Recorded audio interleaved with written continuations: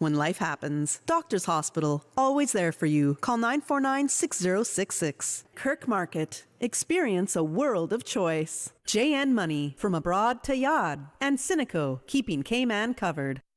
We ask our listeners and viewers to avoid any statements or comments which are abusive, derogatory, malicious, or defamatory. Do not use indecent language or make any statement that is false or misleading.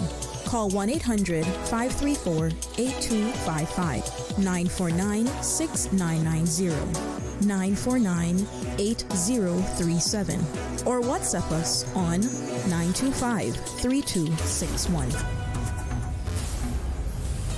Live from Radio Cayman Studio. This is For the Record with Orrett Connor. Hear from your government officials, independents, and the opposition on issues that matter to you. For the Record. Engage in an open dialogue between residents and lawmakers. With Orrett Connor. Informative, impartial, insightful. This is For the Record. And now, your host, Orrett.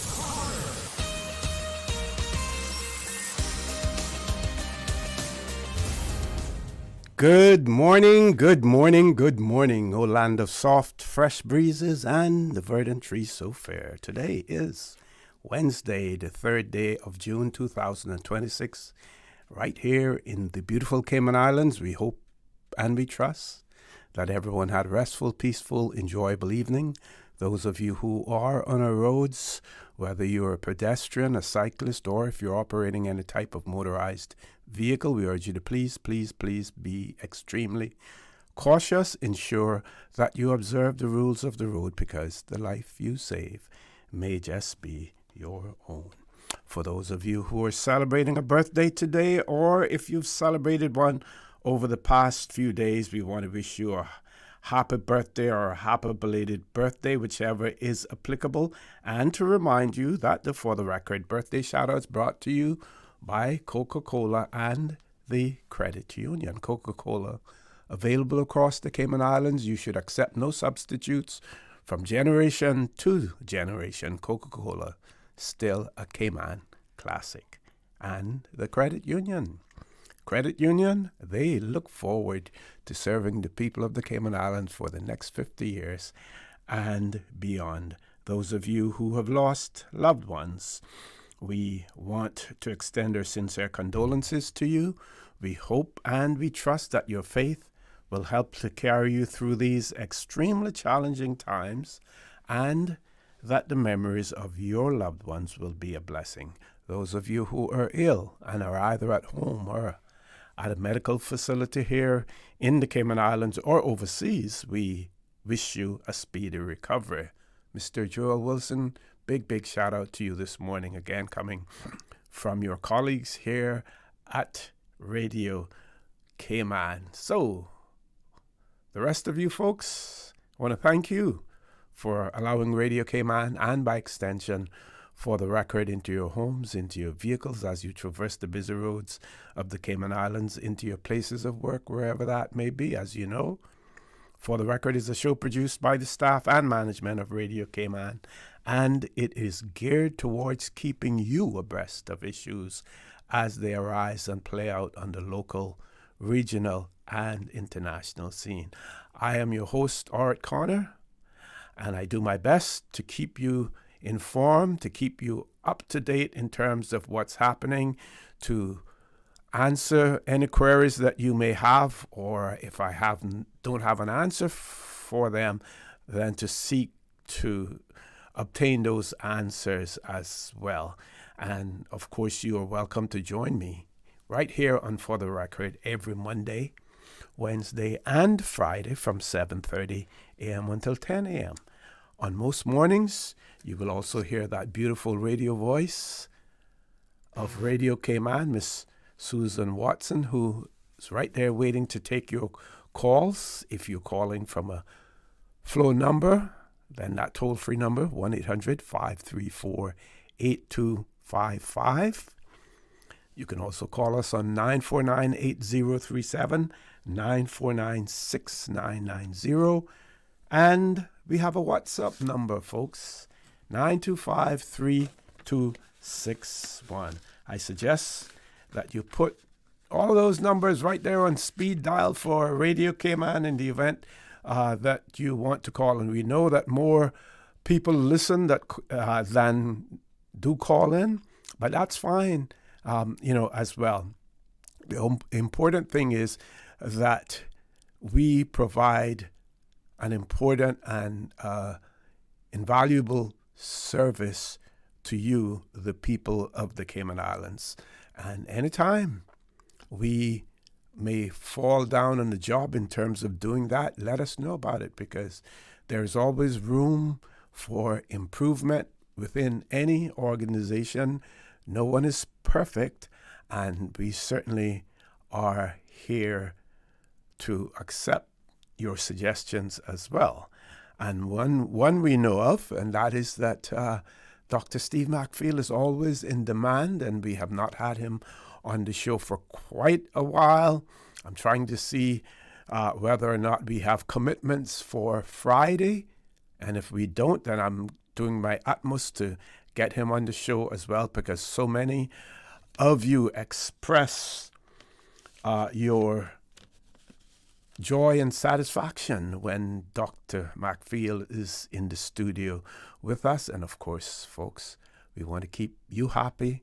We want to keep you informed as well. And Dr. McField brings so much to the table as well. So we are working on that as well. Let's look at the birthday shout-outs. First of all, I want to wish Miss Junie Martin a happy belated birthday. She celebrated her birthday on Sunday, and I missed a message about her birthday on Monday.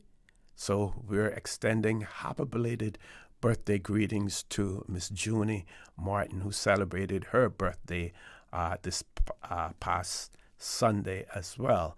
Other birthdays we see today, our own Miss April Cummings is celebrating her birthday. Happy birthday to Miss April Cummings.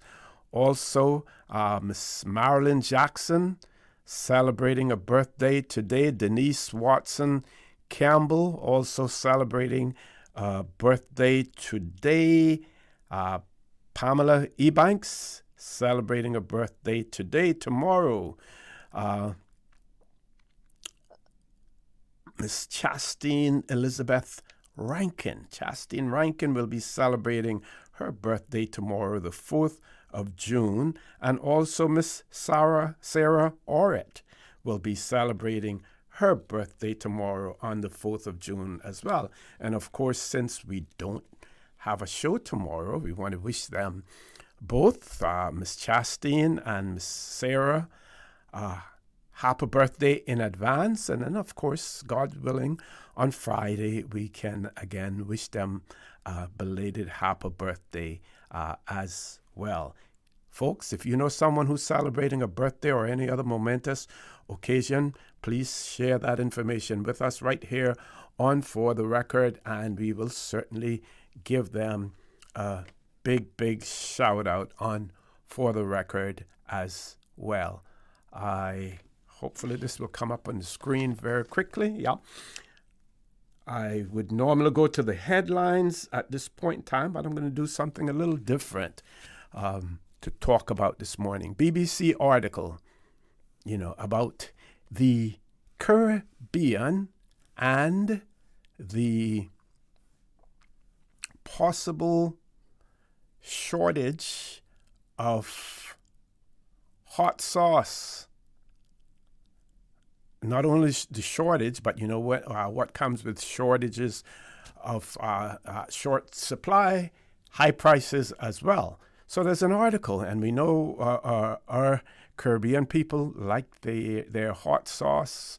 We know people who travel when they go overseas, they carry their hot sauce with them, or some of them may even smuggle a pepper or two and put in their pocketbooks or whatever and carry with them overseas So when they go to those restaurants and they don't have that stuff, they have their own. So it says Caribbean hot sauce producers warn of shortages and higher prices.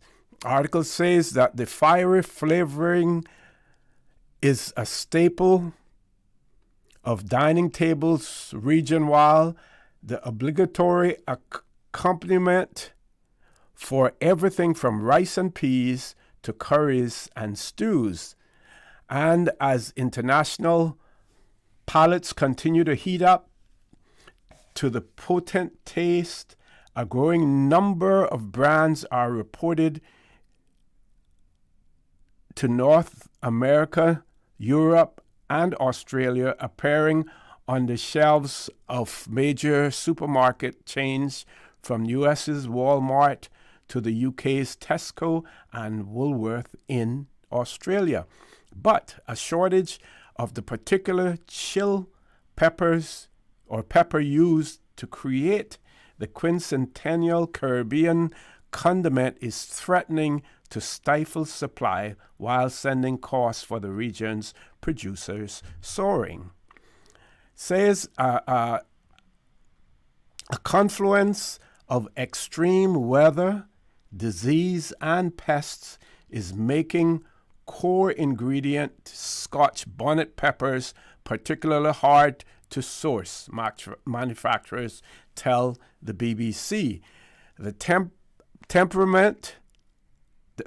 temperamental little yellow fruit, with its susceptibility to heavy rain and viruses, can be tough to grow, while devastating hurricanes in Jamaica, a prime producer of Scotch bonnet, delivered a further blow. Last October, Hurricane Melissa, the strongest in Jamaica's history, walloped the island's agricultural sector, while it was still recovering from Hurricane Beryl the year before.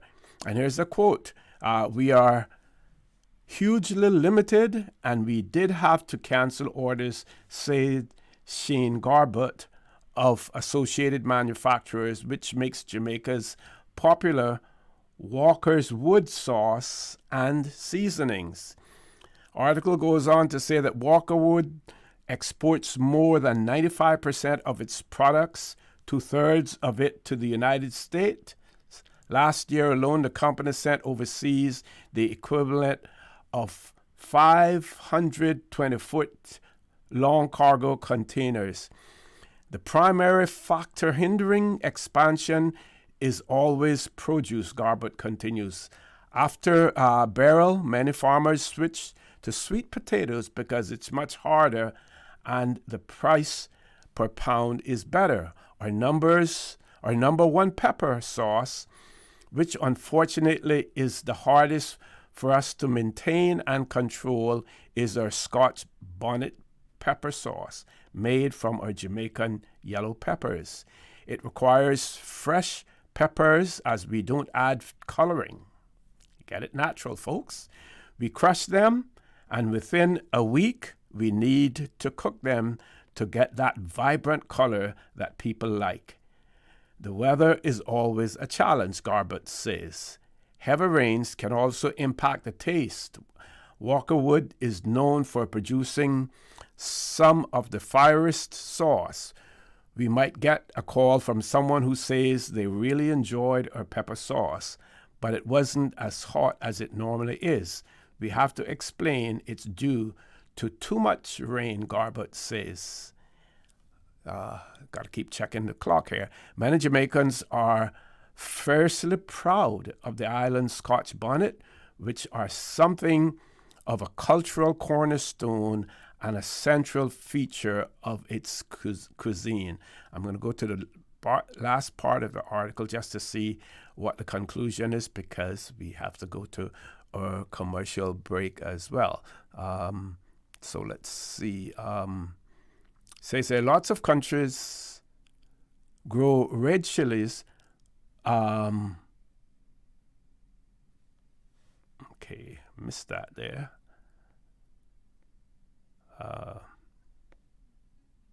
Okay, we're going to go to the commercial break, and then when we come back, I can really edit this story because it's pretty long and give you the last part of it as well. Don't change that dial. Please stay tuned for the record. We'll be back shortly.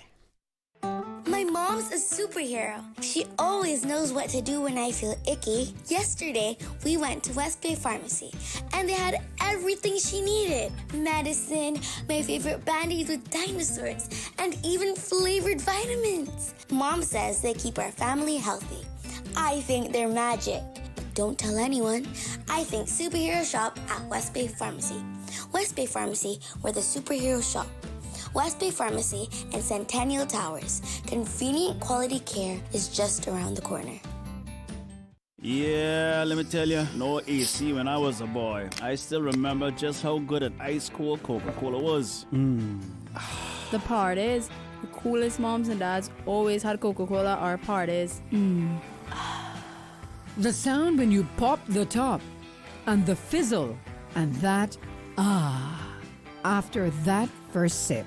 Coca-Cola, from generation to generation, that ice-cold bubbly. Coca-Cola, still a Cayman classic. Cineco's parametric insurance after hurricanes is now available for motor policies. Fixed automatic payouts cover incidental vehicle expenses like fuel, cleanup, and minor repairs. No claims, no damage required. $200 for comprehensive policies or $100 for third-party policies. Available exclusively through Cineco and included with all new motor insurance policies and upon renewal for current policies. Visit Cineco.ky today. Cineco, keeping Cayman covered. Looking for fresh, healthy food that's full of flavor? Then you've got to visit Kirk Market. Our dishes are made with fresh, high-quality ingredients. Enjoy vibrant mixed greens or satisfying pasta salads. Or try one of our delicious grill options like blackened chicken, spicy beef steak, or grilled salmon. Looking for something light and flavorful? We've got sushi rolls and poke bowls prepared daily. And don't forget to explore a hot bar or belly fresh salad at the salad bar. Stop by Kirk Market today for breakfast, lunch, or dinner and taste the difference. Eat well, live well with Kirk Market.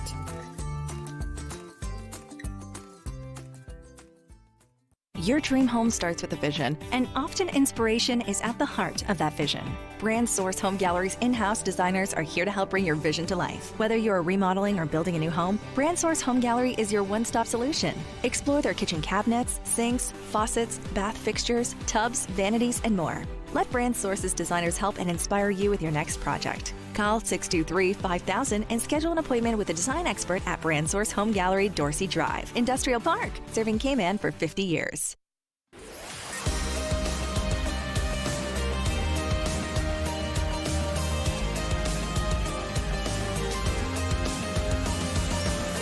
This is For the Record. Good morning and welcome back to For the Record. Before we went to the commercial break, I was sharing with you a story on BBC in relation to hot sauce, the peppers that are used to make hot sauce, and the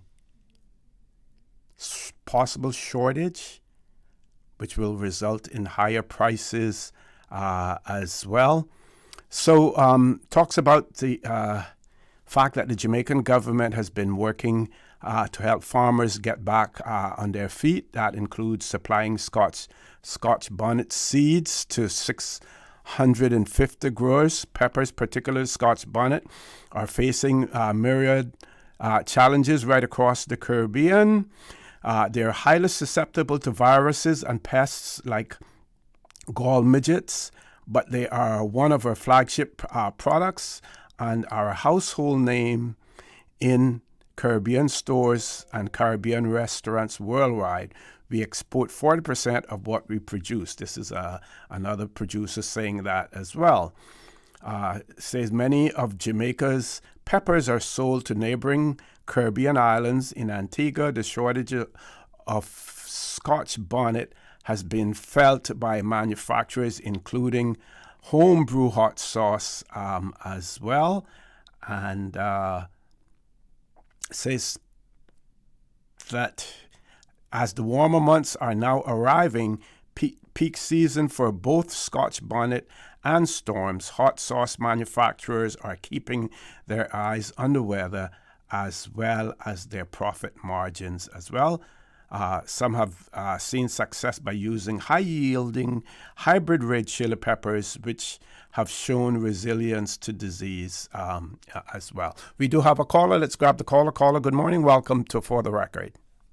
Good morning, OC. How are you doing? Hey, good morning. I'm fine. How are you? And how's your supply of Scotch bonnet? I'm not supplying. I'm consuming. But I'm like most people on the island. I'm a fairly large consumer. But do you keep your supply? You keep them on hand, right? You always want it. Well, yeah. Every chance I get, and then I even got a lot pickled ones. Okay. And then when I buy a lot and I see that they almost, trying to change color or get bad, I pickle another bottle. Mm-hmm. And I don't waste them. Okay. Yeah, but I get a fairly good amount, and I found out that our good friend Derek Ebanks told me that our friend up in East End, Honorable Ard McLean, had the season one. So I went up there one day with him, and as you know, when you turn him loose in your plantation, how that goes. You gotta keep your eyes on him. You gotta keep your eyes on him. We left there with one of them, what you call one of your land baskets. Yeah. Yeah. Well, see, a lot of, and people are asking me, and I hear a lot of talk, and it concerns the surroundings of the concert, the controversial concert that took place on Saturday night. Mm-hmm. And then people asking me my opinion on, which I don't know if it's true, that the government was instrumental in subsidizing the event financially. Don't know how true that is. And well, the minister, I think I'm trying to remember now. The premier, when he was on here, and I asked about that, and I spoke about the fact that we know in the BVI it was rumored that the government had given $200,000 towards his performance there in British Virgin Islands, and he pointed out that ours was nowhere near that, and because there was more than one performer, it wasn't necessarily just given to cartel, but given to the organization in terms of assisting them. So it wasn't directly given to him. And system them to pay him a large amount. Not necessarily to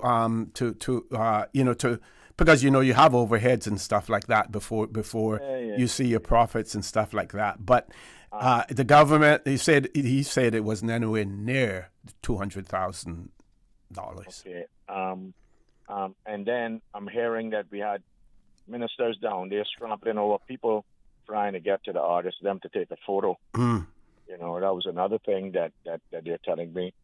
And on so many, two different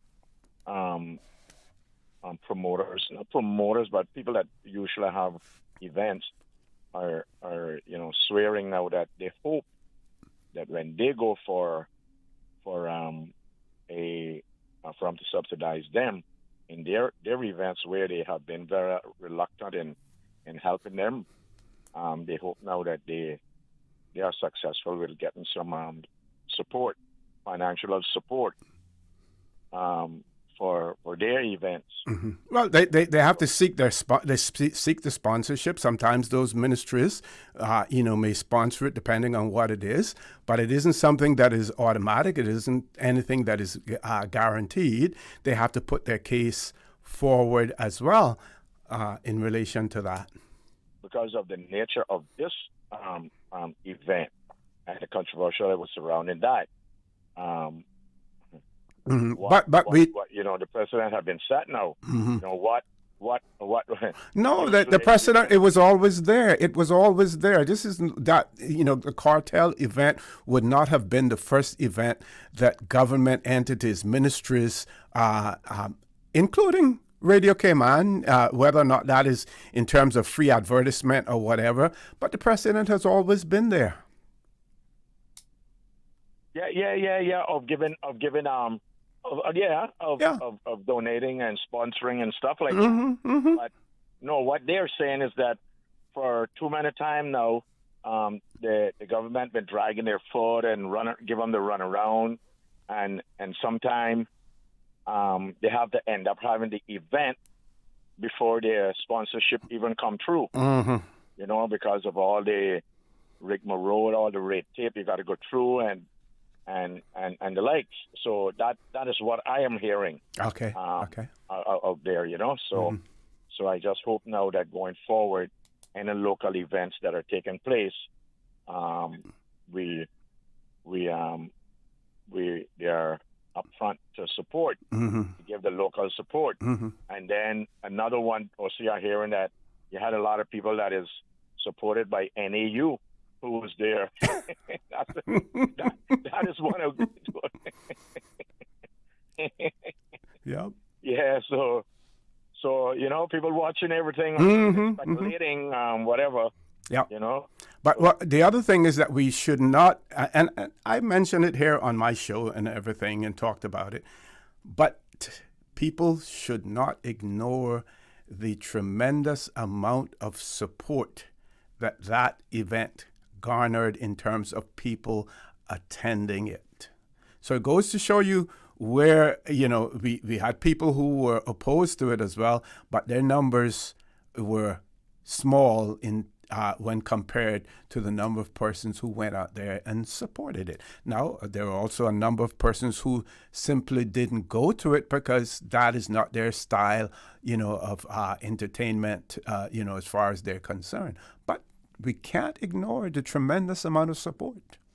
So I asked the question, were you there? No, sirree. No, I just, I'm not trying to put nothing out there. I'm just asking a question. Yeah, rhetorical question, yeah. And like Mr.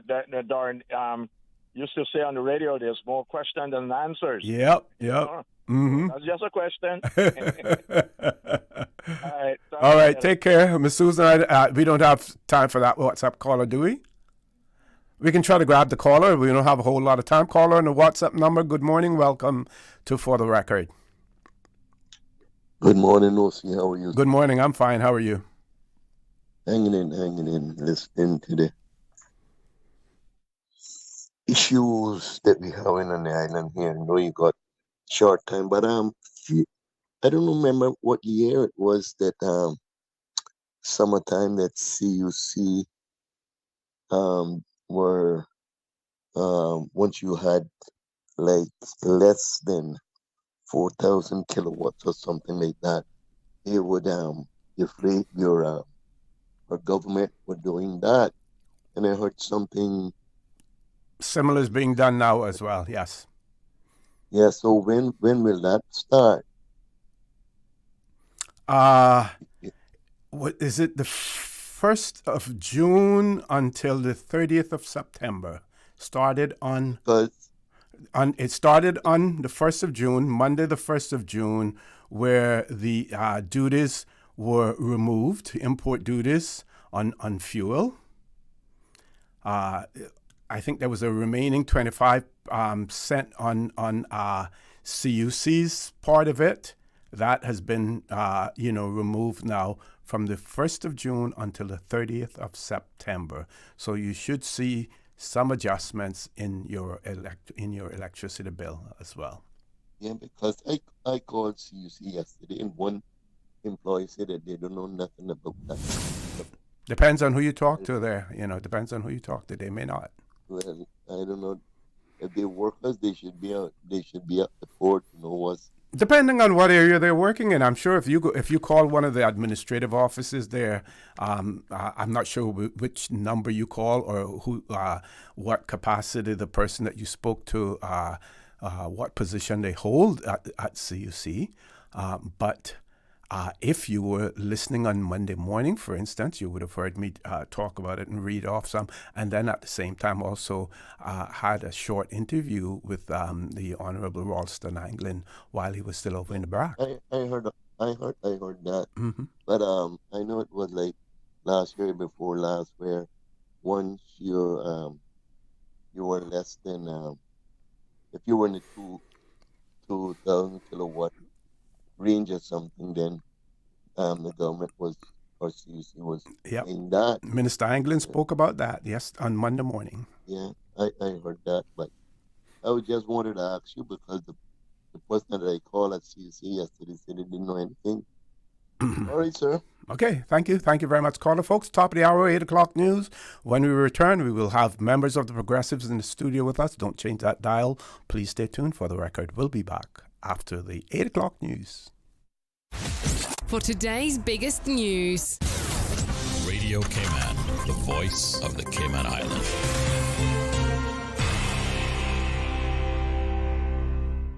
With your latest news, I'm Carsley Fuller. Local schools across the island are making efforts to keep kiddos indoors today and limit their exposure to a Saharan dust plume that's making its way across the Caribbean this week.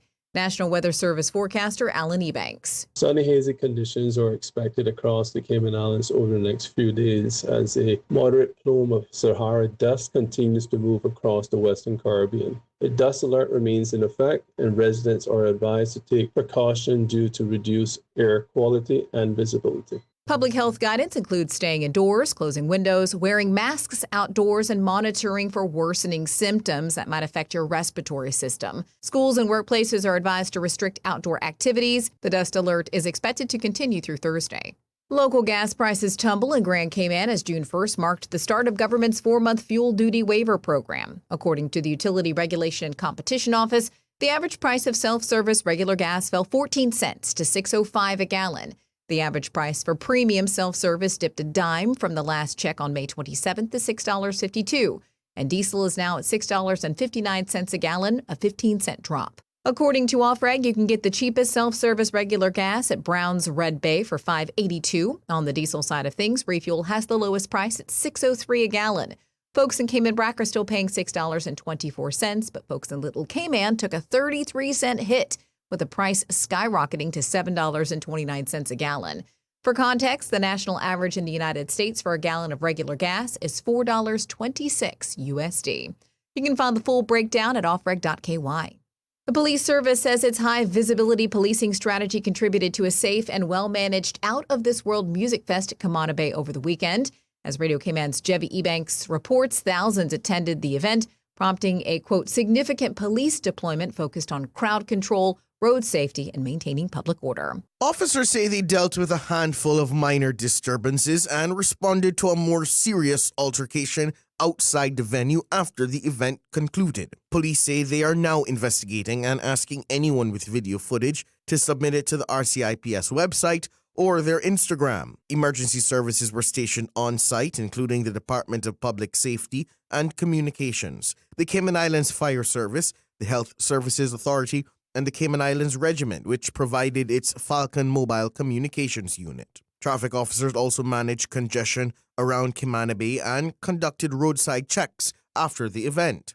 Superintendent Rohe Williams says the proactive approach ensured a safe and enjoyable experience for all. Jevy Ebanks, Radio Cayman News. Hurricane season, fuel duty waivers, and end of the school year. There is a lot happening in June, including underground sessions, which this month will put the spotlight on Michael King Barnes. Event host Mikhail Campbell, a.k.a. Kyle Matrix. He's going to be doing his signature blend of comedy, storytelling, music, maybe some poetry as well. And he's also going to be helping me out with the hosting. It all happens tonight from 7 to 10 p.m. at the Prospect Playhouse. Admission to the monthly open mic night is free. Now with a check of international news, here's the BBC, which takes us out of the newscast. I'm Carsley Fuller. BBC News with Moira Alderson. Kuwait says at least one person has been killed and at least 63 injured after Iranian drones struck a terminal building at its international airport. Iran's Revolutionary Guards said they carried out the attack, which comes as renewed skirmishes between US and Iranian forces test a shaky ceasefire. 6 people are reported to have been killed in Israeli strikes on the city of Tyre in southern Lebanon. The The Israeli military said sirens had sounded in northern Israel because of what it described as infiltration by hostile aircraft. Ukraine says it's hit a Russian warship in a port near St. Petersburg as part of a wave of drone attacks targeting the area. It says the strike caused a large fire. At least 21 people have been killed and several others injured in a fire at a multi-storey building in Delhi. The property accommodated patients and relatives of those receiving treatment at a nearby private hospital. The US Trade Representative's office has proposed imposing additional import duties on 60 economies for alleged failures to act against forced labour. The suggested tariffs are aimed at trading partners including China, the European Union and the UK. The EU dismissed the claims as utterly absurd. That's the latest. BBC News. Stay in touch with Radio Cayman with the latest up-to-date, accurate news and information. For your convenience, the headline news will be repeated on our sister station, Breeze 105.3 FM, weekdays at 8:30 a.m. Follow Radio Cayman on social media, Facebook, Instagram, Twitter, or download the Radio Cayman app in the App Store or log on to www.radiocayman.gov.ky and stay connected to what's happening in the community. Radio Cayman, your voice, your choice, your radio. My mom's a superhero. She always knows what to do when I feel icky. Yesterday, we went to West Bay Pharmacy, and they had everything she needed. Medicine, my favorite Band-Aids with dinosaurs, and even flavored vitamins. Mom says they keep our family healthy. I think they're magic. Don't tell anyone. I think superhero shop at West Bay Pharmacy. West Bay Pharmacy, where the superheroes shop. West Bay Pharmacy and Centennial Towers. Convenient quality care is just around the corner. The 8 a.m. weather update brought to you by CG Britcay, where people come first.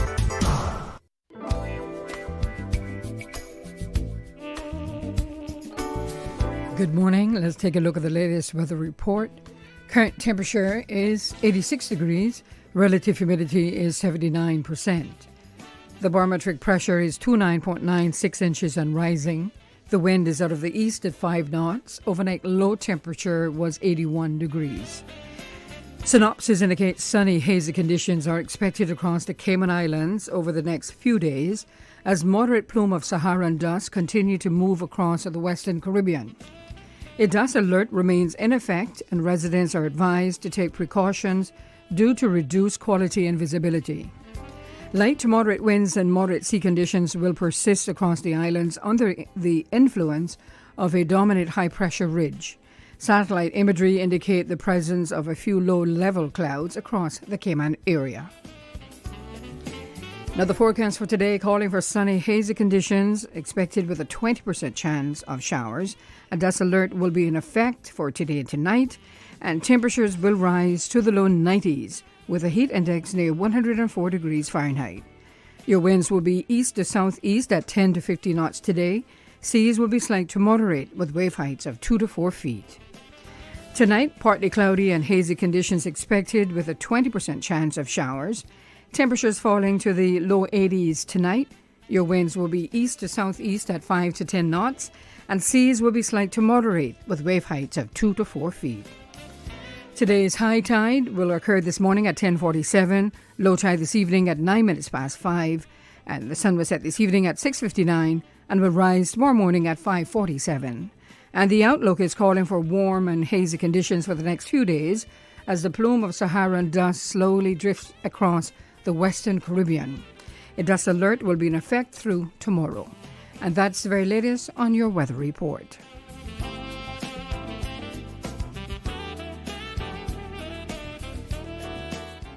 Let's hear it for your Wildcat cheerleaders. Aunt Angie, weren't you a cheerleader?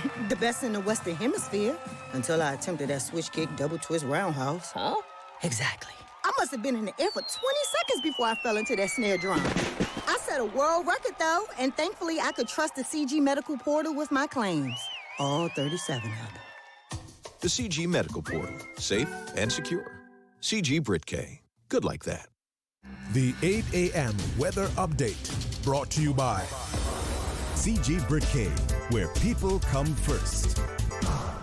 The 25th Annual Talent Exposition of the Arts, Hope is here. Presented by the New Self-Help Foundation, Sunday, June 28th at the Hawkwheel Theatre. Awesome performances by Rico Rolando, Erica Asai, actress Caitlin Tyson, Dequan Smith, UCCI Dance Company, Radiance Dance Studio, Center Point Limited, John Gray Kitchen Band, and Starlight Elite Strings, Michelle T, and more. Tickets cost $15 CI prepaid or $20 at the gate, and available from the #1 shoe shop and Winner's Circle Sports. Talent Exposition of the Arts, Hope, hosted by Anika Jefferson and Lloyd Parker. June 28th at the Hawkwheel Theatre. Gates open at 5 p.m. Show starts at 6 p.m. Part proceeds from this event to benefit the Pines Retirement Home. The traffic report is brought to you by Subway. Enjoy a delicious start to your day with breakfast from Subway.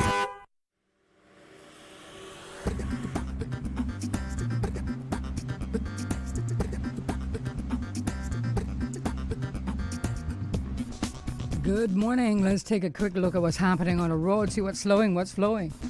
Further up on Shamrock Road, traffic is flowing at a moderate pace. Further down, a different story as traffic is a little heavier as you approach the Linford Pearson Highway and coming off of Bobby Thompson Way and off of the Linford Pearson Highway and Agnes Way. Traffic is steady. And slow-moving traffic on Cool Road. Expect delays as you head on down to Georgetown. Coming from the West Bay 4-way, start flowing at a moderate pace. And on the West Bay Road, traffic flowing moderately in both directions. Godfrey Nixon Way and Eastern Avenue traffic is moving at a good pace in both directions. The usual traffic coming heading towards the Georgetown area on Walker's Road. Expect some delays. Industrial Park area traffic is moving at a moderate pace and steady but flowing traffic coming off of the Esley Tibbetts Highway and continuing on to North Sound Road. If you see any accidents or incidents, let us know by calling us at 949-6990. Come back and join us again at about 10 minutes past 12. We'll give you another look at traffic. Remember, click it or ticket.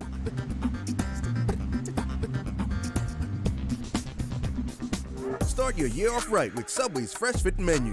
4 protein-packed subs with 20 grams or more protein, under 500 calories, and loaded with full servings of crisp veggies on hearty multi-grain bread. Try the grilled chicken and avocado, the ham and turkey stacker, the seasoned steak and avocado, or the turkey and ranch delight. Big flavor, plenty of protein, and fresh veggies in every bite. Fuel your day the Fresh Fit way. Only at Subway. Subway. Eat fresh. The traffic report is brought to you by Subway. Enjoy a delicious start to your day with breakfast from Subway. Sports. Stay up to date on your sports news with Radio Cayman Monday through Friday at 7 a.m., 6 p.m., and 10 p.m. It's all about sports.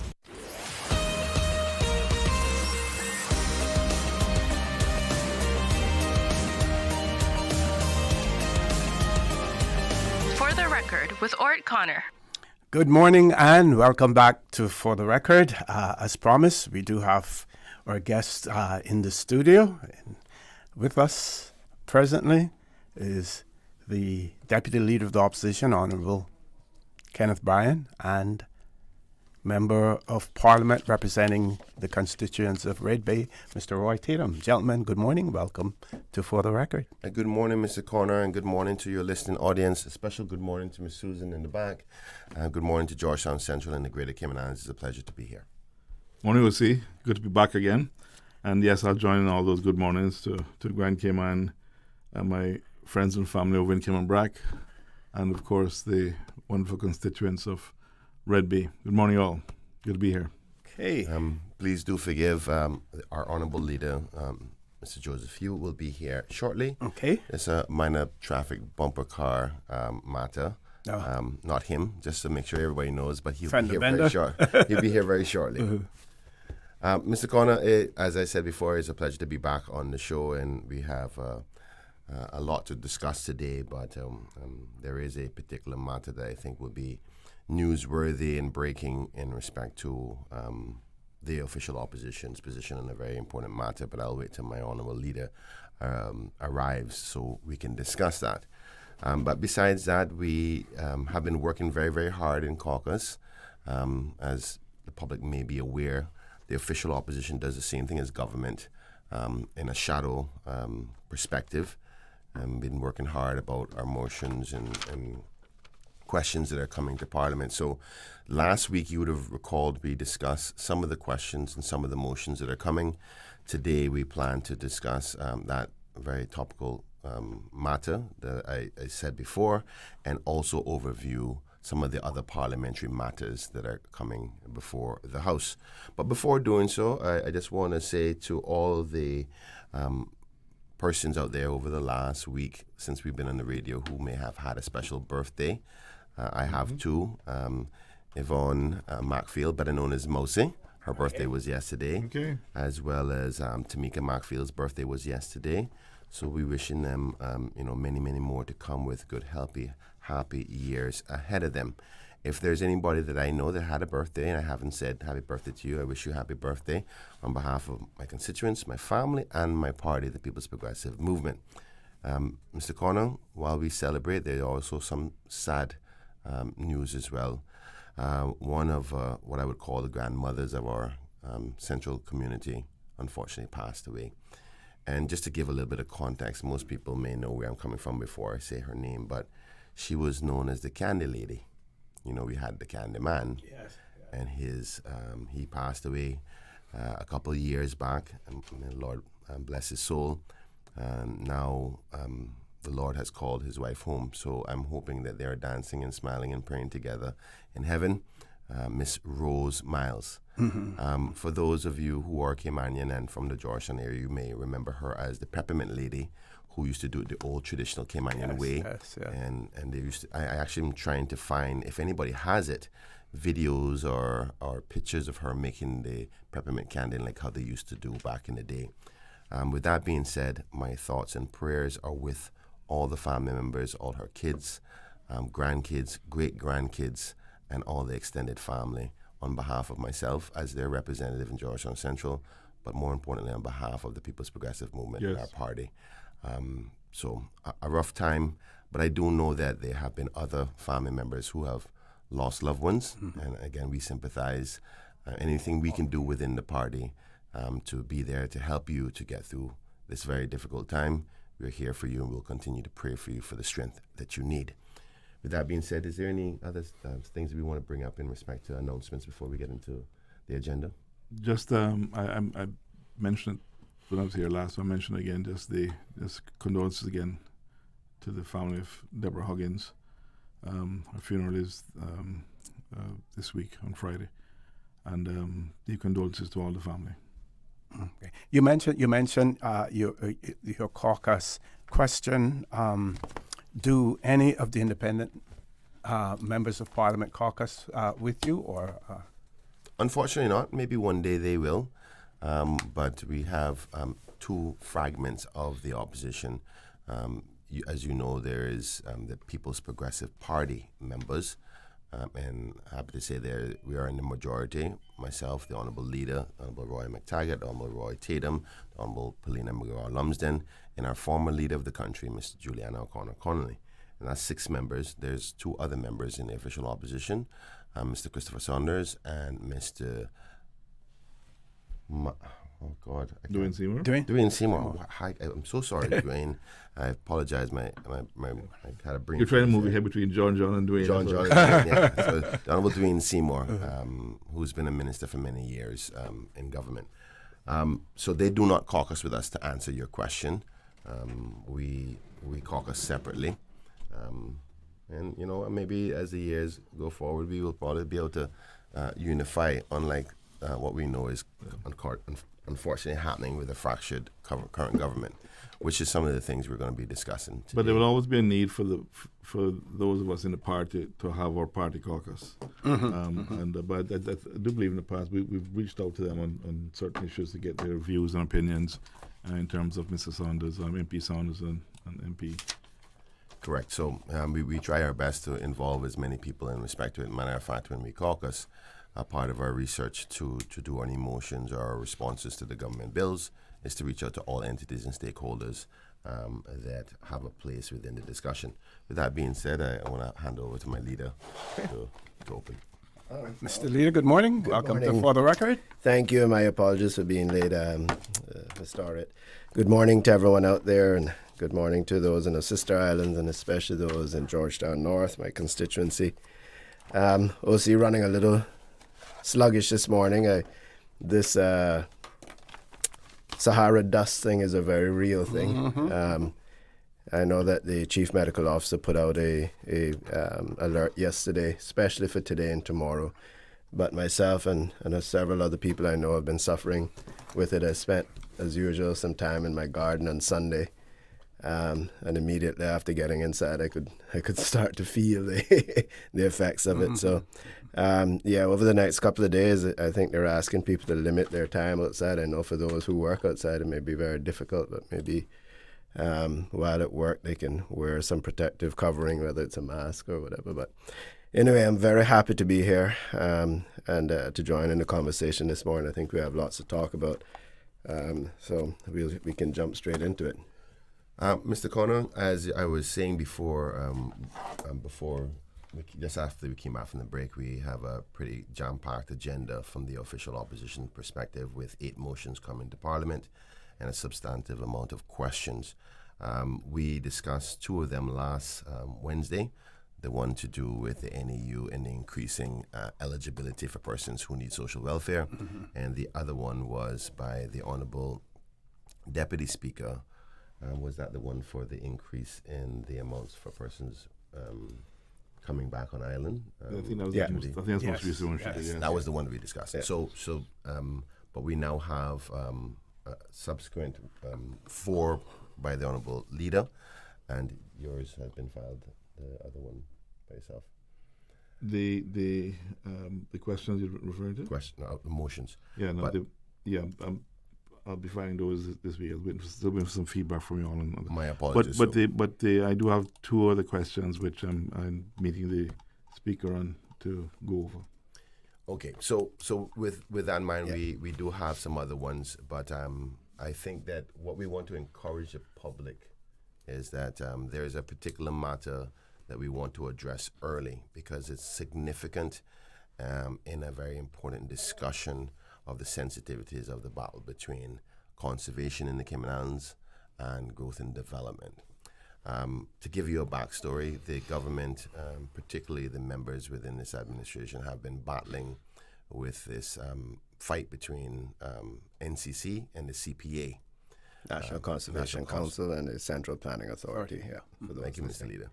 And as a result, the public may be aware that the Honourable Premier announced an initiative called Cayman Cayman Forward? Cayman Forward, yeah. Cayman Forward, to try to mitigate those concerns about the battle between the two. We've seen in the past where actually ministries were taking other ministries to court.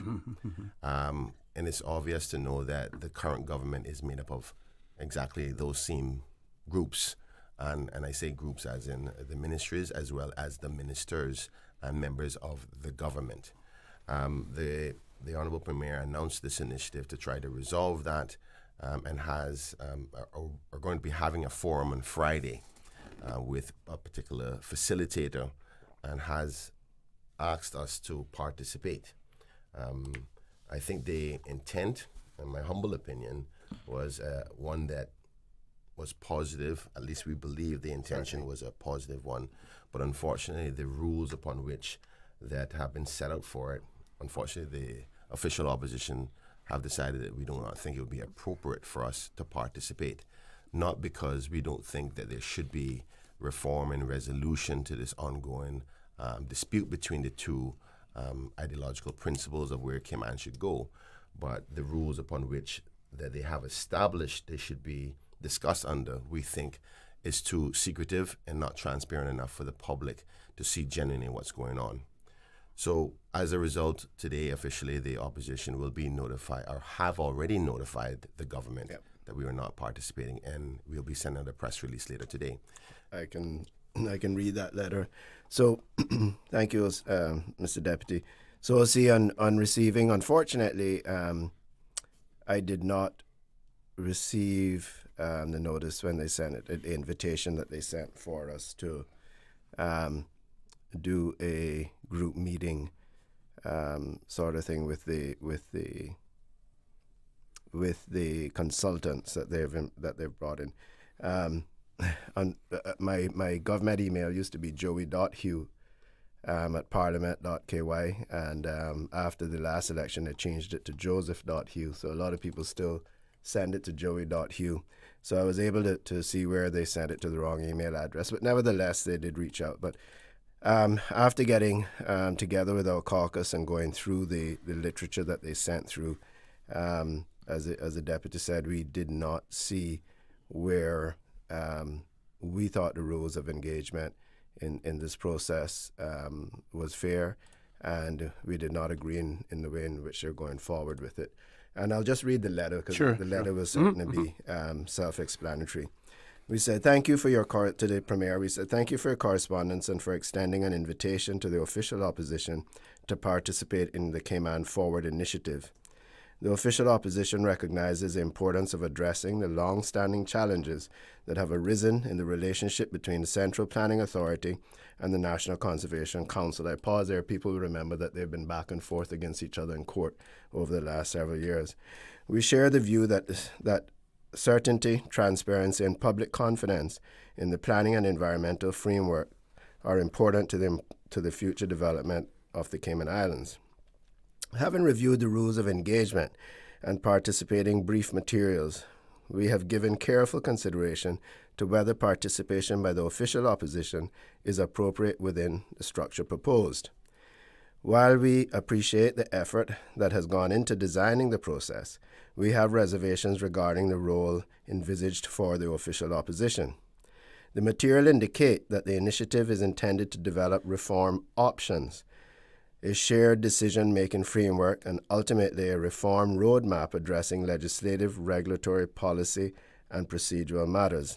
In our parliamentary system, the development of government policy is fundamentally the responsibility of Cabinet and its ministers. The constitutional role of the official opposition is to scrutinize, challenge, and improve policy proposals once they are formally advanced through the democratic process. We note further that all outputs arising from the initiative remain the property of the government, that participants do not possess approval authority over final recommendations, and no mechanism appears to exist for the recording of dissenting or minority positions. In those circumstances, participation may create the perception of shared ownership without corresponding responsibility or authority. Our concern is not with the objective of the exercise, but rather with the governance structure through which it is being conducted. Indeed, if the government has reached a stage where legislative and policy reforms are being contemplated, we believe there is a strong case for those discussions to be advanced through established parliamentary mechanisms, such as a select committee or committee of the whole House, where evidence may be received transparently, submissions recorded, and recommendations debated openly in a manner consistent with parliamentary accountability. Accordingly, while we remain willing to review any proposals that emerge from the government's consideration of those matters and to participate fully in any subsequent parliamentary process, we do not believe it is appropriate for the official opposition to participate in the formulation of government policy under the structure presently proposed. We thank you for the invitation and wish you success in the conduct of the initiative. Okay, we're going to go to a commercial break. On the other side of the commercial break, I'm going to ask you if you can explain some of this in plain language for our listeners, so that they will understand precise, because people will put their own interpretation to things and saying, well, the government invited the opposition to participate in this, but they didn't. They refused to. And there were several important points that are raised in that letter in terms of parliamentary procedure and the development of policy and the implementation of policy as well, and those procedures are already there. And I see also a mention in terms of the rules of engagement and stuff, the Chatham House rules as well, and we would want to explain to the audience what the Chatham House rules are all about as well. Folks, please stay tuned. For the record, we'll be back shortly. At Kirk's Home Center, we can make your life much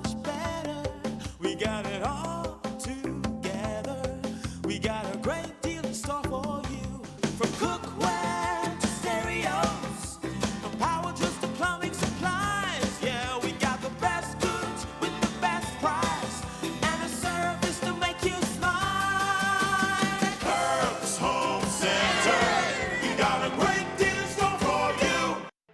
My mom's a superhero. She always knows what to do when I feel icky. Yesterday, we went to West Bay Pharmacy, and they had everything she needed. Medicine, my favorite Band-Aid with dinosaurs, and even flavored vitamins. Mom says they keep our family healthy.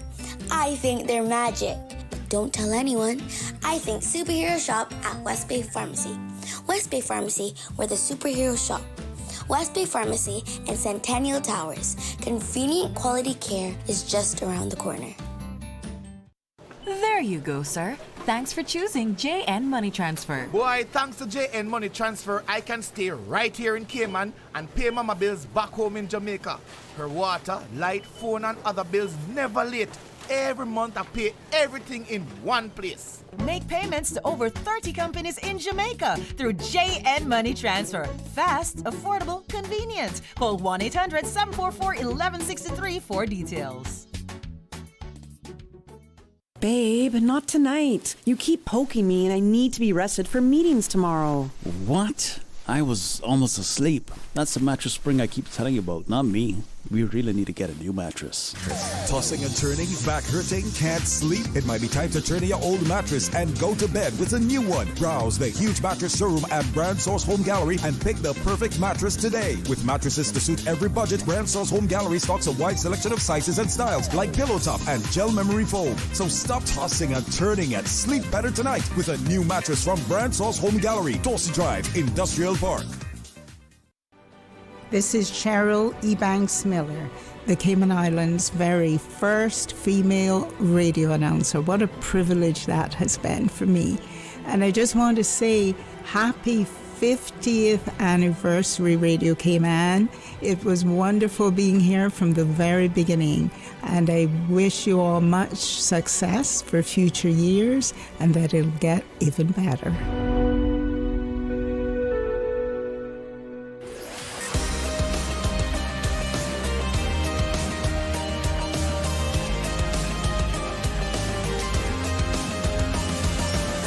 This is For the Record. Good morning and welcome back to For the Record. Those of you who are just joining us in the studio, we have with us this morning parliamentarian and representative for the constituents of Red Bay, Member of Parliament, Mr. Roy Tatum, Deputy Leader of the Opposition, Honourable Kenneth Bryan, and Leader of the Opposition, Honourable Joey Hugh. Gentlemen, back over to you.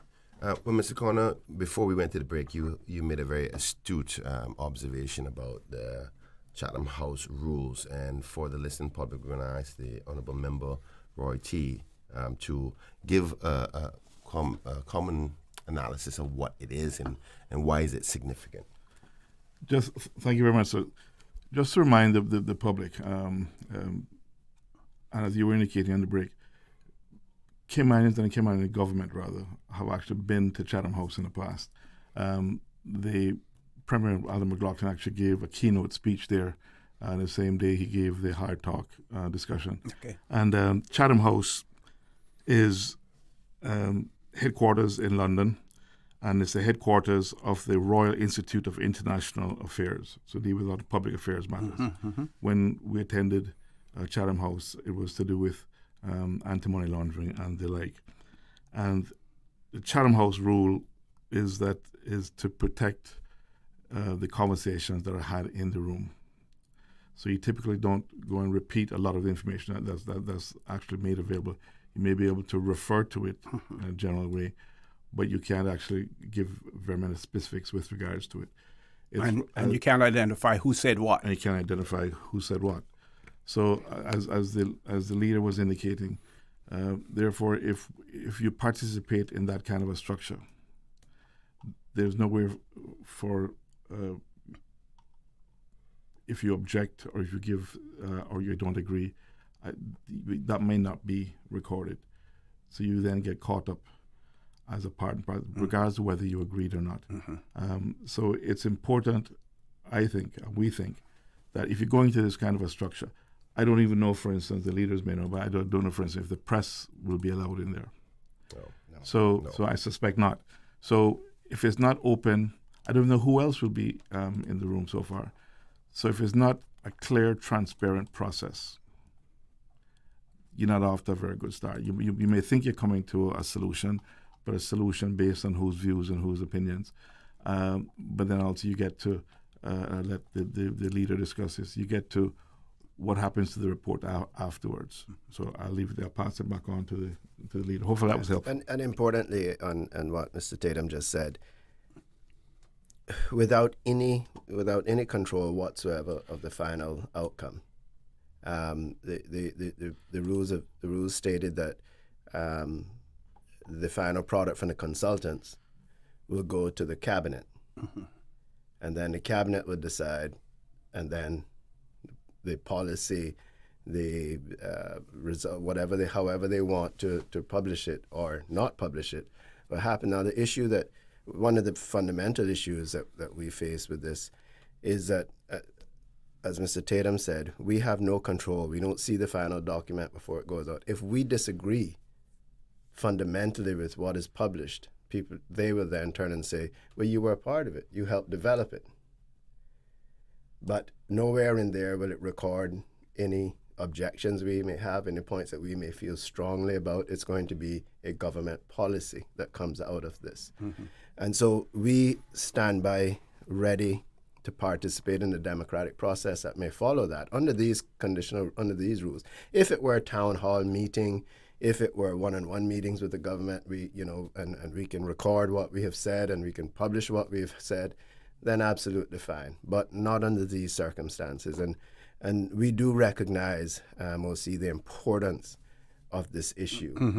These are two major functioning bodies within the government, and have will have huge impacts on the future of this country. And that is the development of the country, the proper development of the country, and the protection and security of our natural environment. And so if these two are constantly bucking heads, one can only see where you may have draconian rules put in place at one side or the other, ends up taking control, or we never get anywhere. We never get anything through. We never get an expansion to a prison, to a port, to an airport, to a road, and that's not healthy either for the country. So we felt after lots of discussion, lots of back and forth, we then resolved to go to our executive committee and discuss it with them. And we felt that, there's no way we could see ourselves participating under the current construct of this exercise. And we do wish the government well. We look forward to what they publish at the end of it. And at that point, we will ensure that we uphold our end of the democratic process in scrutinizing, agreeing with, or adding our points at that point. If I could chime in just one thing before you and I'll mention this as well, and this is my perspective. The original press release from the government indicated that this would be done over 2 days, and with 4th and 5th of June. Okay. That's now been, my understanding is that's now been put to 1 day. This is a hugely important matter. If it is, and if we all agree it's important, why are we moving 2 days to 1 day? Should it have been 3 days? But certainly 1 day cannot be sufficient for them to come to any kind of real response or real understanding as to what a middle ground might look like. I don't think.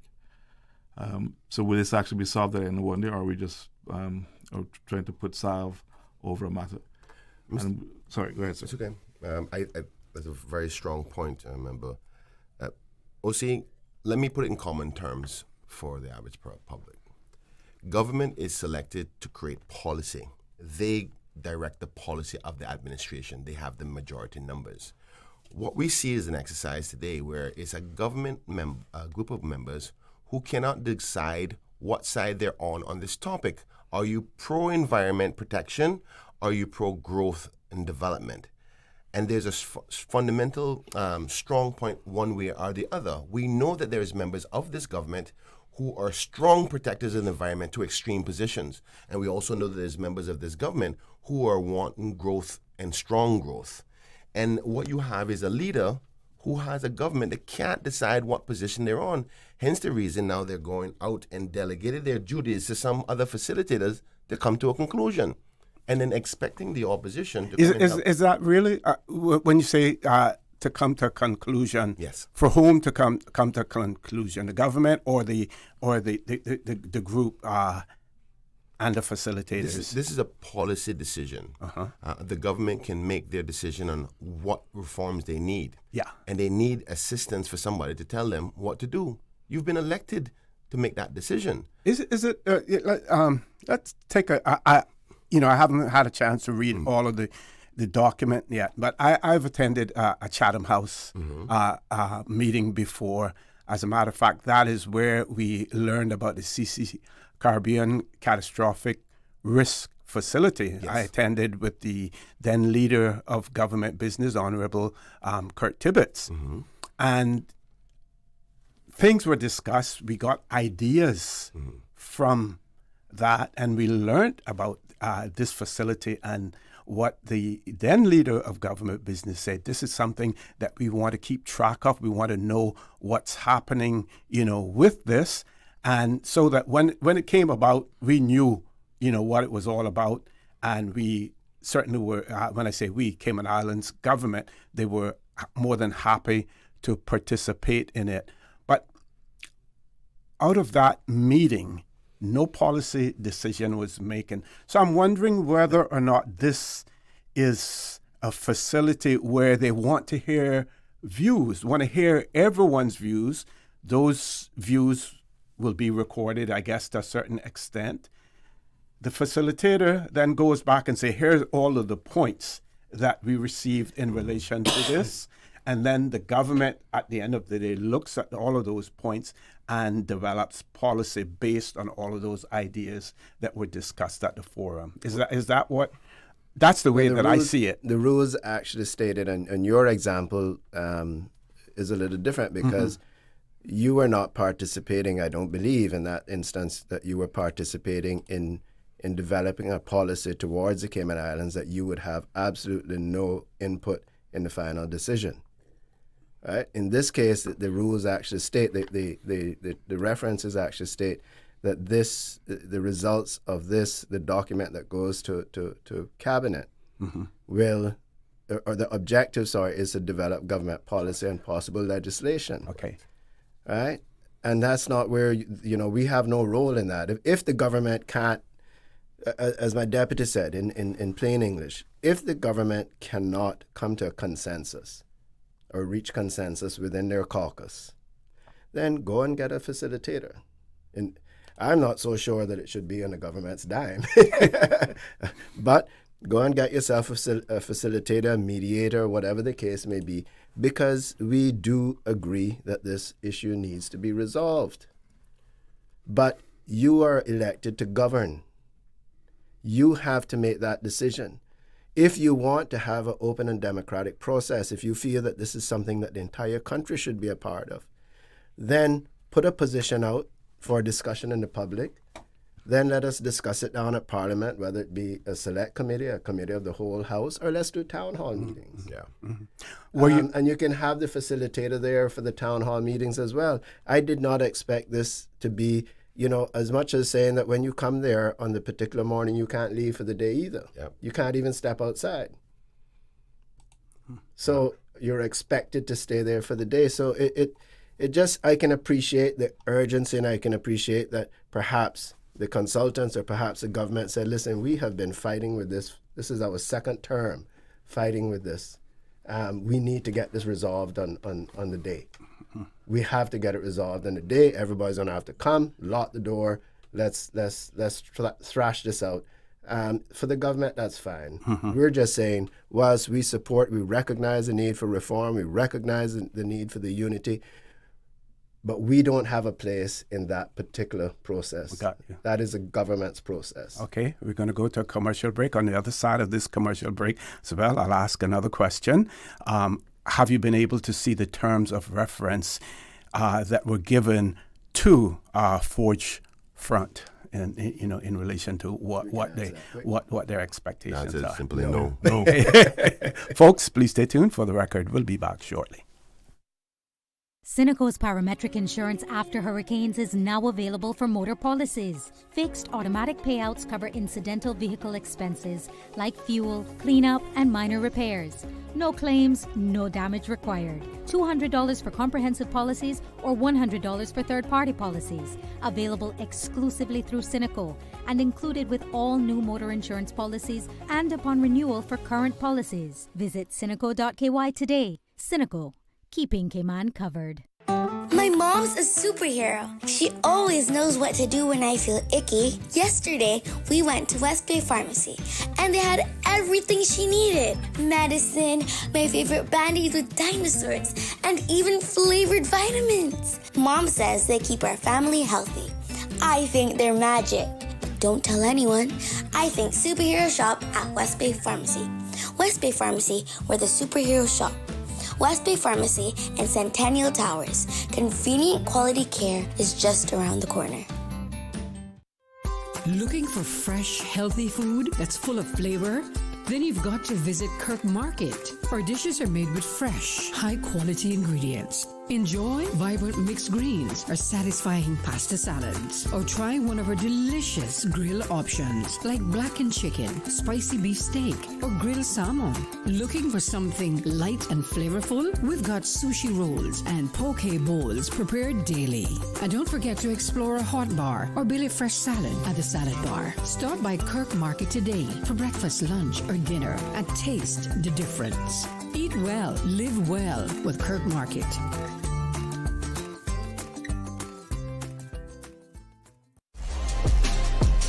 Calling Caymanians. The Royal Cayman Islands Police Service is hiring local recruits. Are you interested in serving your community on the front line? Apply now to join our ranks in service to the Cayman Islands. As a police officer, you make a difference. Be a part of a team and experience a job where no two shifts are the same. The deadline for applications is Sunday, June 14th at midnight. Visit rcips.ky to apply now and start your journey with the Royal Cayman Islands Police Service.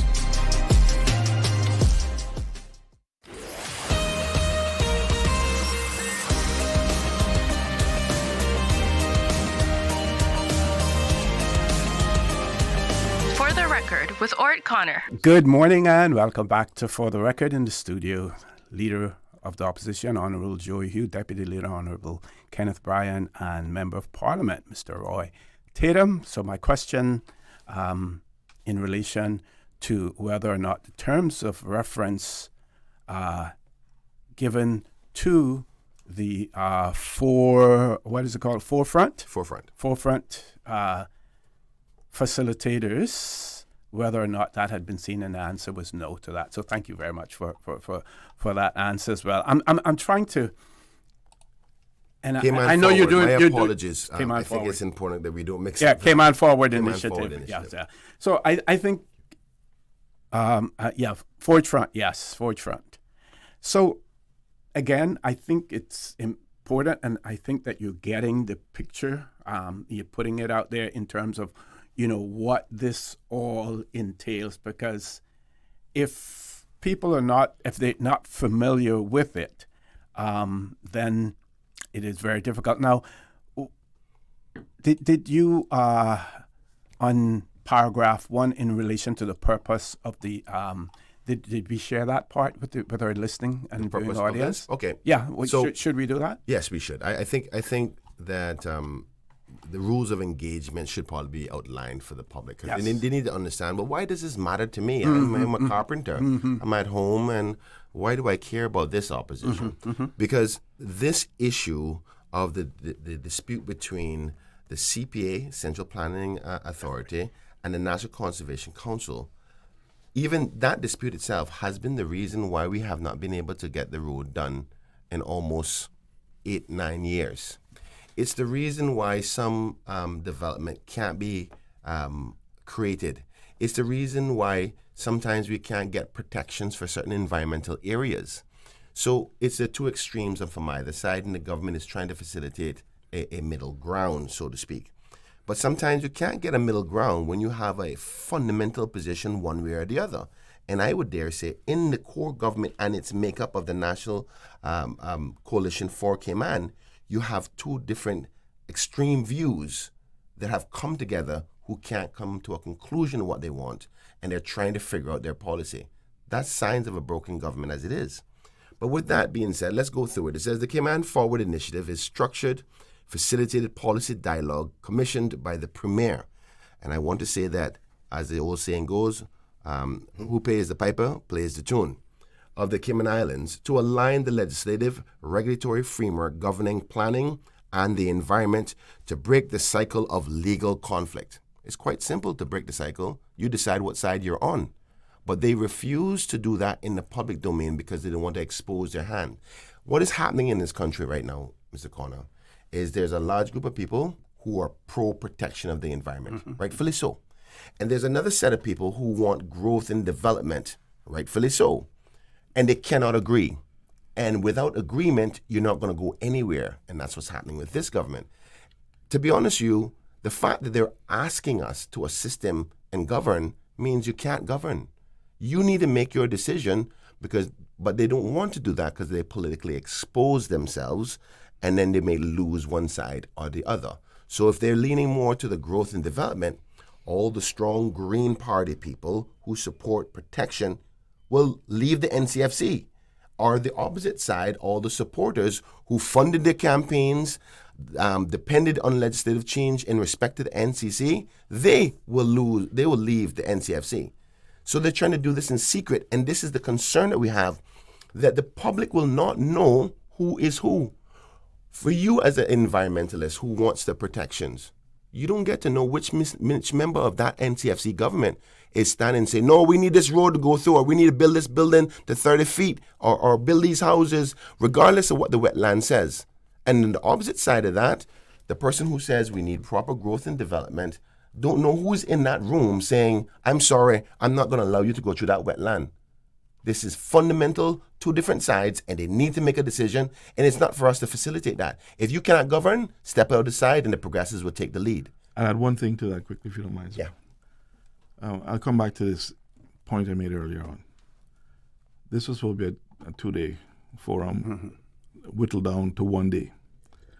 Do I think, I hope something positive comes out of it. Do I think there's going to be a solution? I have my doubts. Because you can't solve this in a day.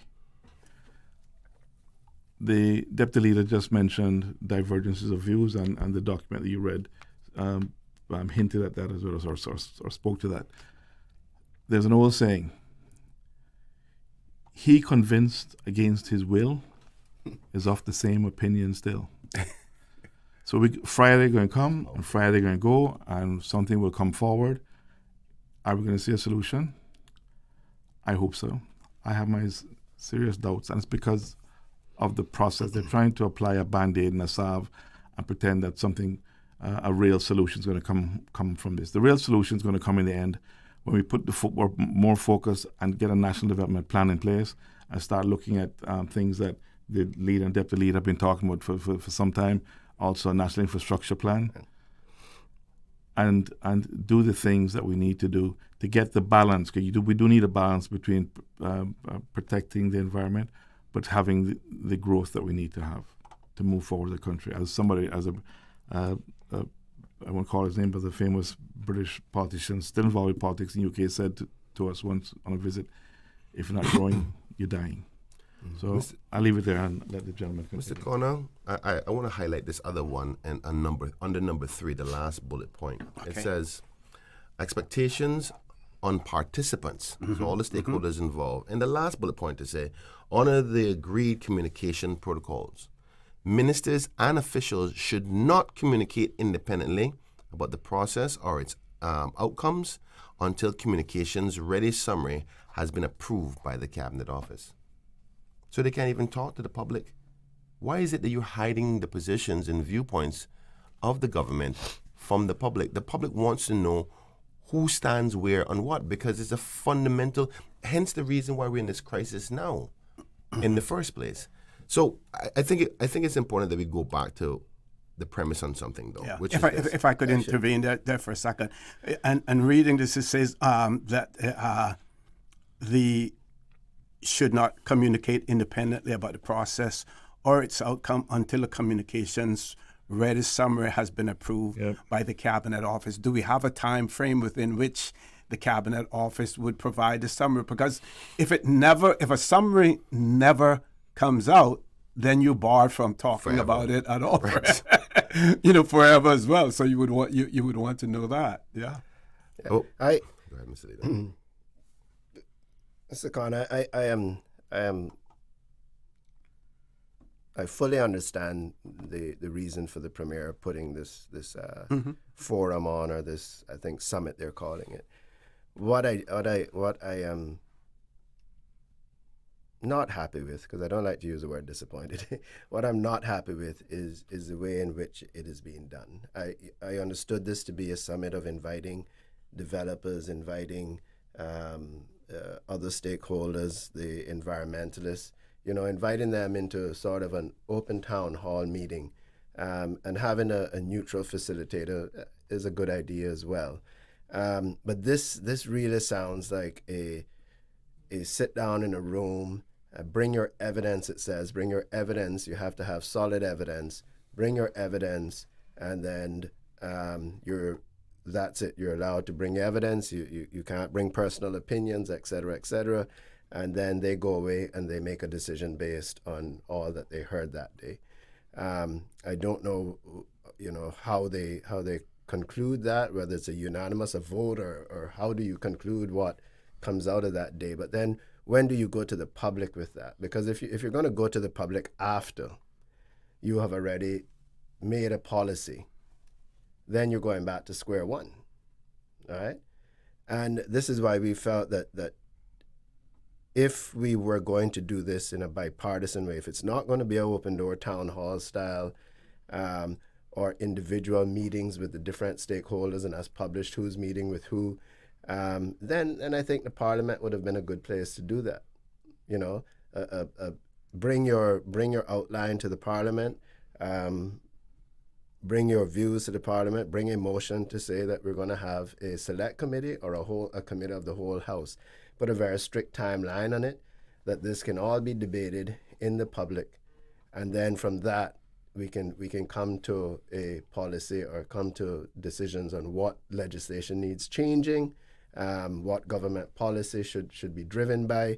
But it can't be that we're going to do this in a closed door, secret type of meeting, and then the information that comes out of that meeting is going to be guarded again by the Cabinet, and then only what they want to release as briefing notes will be released. If they are released, it can't be. It cannot be, OC. The front door of Parliament should always come before the back door of secret meetings. Correct. That's the way it should happen. Okay, gentlemen, with that, we're going to be going to our headline news top of the hour. I have another question, again, when we come back, as well. The extension of the east-west arterial, will the work on that be delayed as a result of awaiting any final policy decisions, or will that continue to go ahead as well? A rhetorical question, folks. We're going to go to our headline news. Please stay tuned for the record. We'll be back shortly.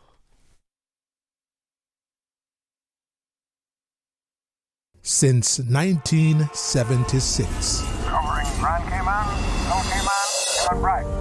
One small step for man, one giant leap for mankind. Radio Cayman in the Cayman Islands. From Radio Cayman's newsroom, this is Headlines. Local, regional, international news. The Headline News is brought to you by Kirk Market and Health Services Authority.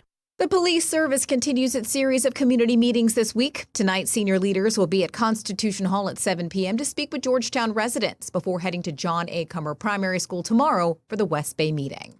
In international news, U.S. President Donald Trump's plan to hand out $1.8 billion in taxpayer funding to political allies lasted all of 2 weeks before his Department of Justice abandoned the idea amid an intense backlash from Republicans in Congress. The Justice Department's decision to officially end the, quote, anti-weaponization fund on Tuesday followed a revolt within Trump's own party. Republicans threatened to derail a critical immigration bill if the administration didn't drop the plan to give public funds to Trump supporters, including potentially rioters who participated in the January 6th, 2021 attack on the U.S. Capitol. Republican lawmakers and Trump allies viewed the controversy as an unforced error by Trump in a moment when the president and his party can least afford one. And CBS News has fired its longtime 60 Minutes anchor Scott Pelley amid an ongoing tumultuous shakeup of the organization under new leadership. Pelley was told in the firing letter that he had appeared to have, quote, no interest in contributing to the future success of the show, nor collaborating with its new executive producer, Nick Bilton. Pelley's termination came after reports of a series of recent clashes between him and Bilton, including a heated exchange on Monday during a staff meeting that Bilton accused Pelley of, quote, hijacking. The upheaval at the news organization has been underway well before Pelley's termination, dating back to August 2025, when David Ellison, an ally of U.S. President Donald Trump, bought CBS's parent company, Paramount. Those are your headlines. I'm Carsley Fuller. More news available at www.radiocayman.gov.ky. Check out our social media pages: Facebook, YouTube, X, formerly Twitter, Radio Cayman Headline News.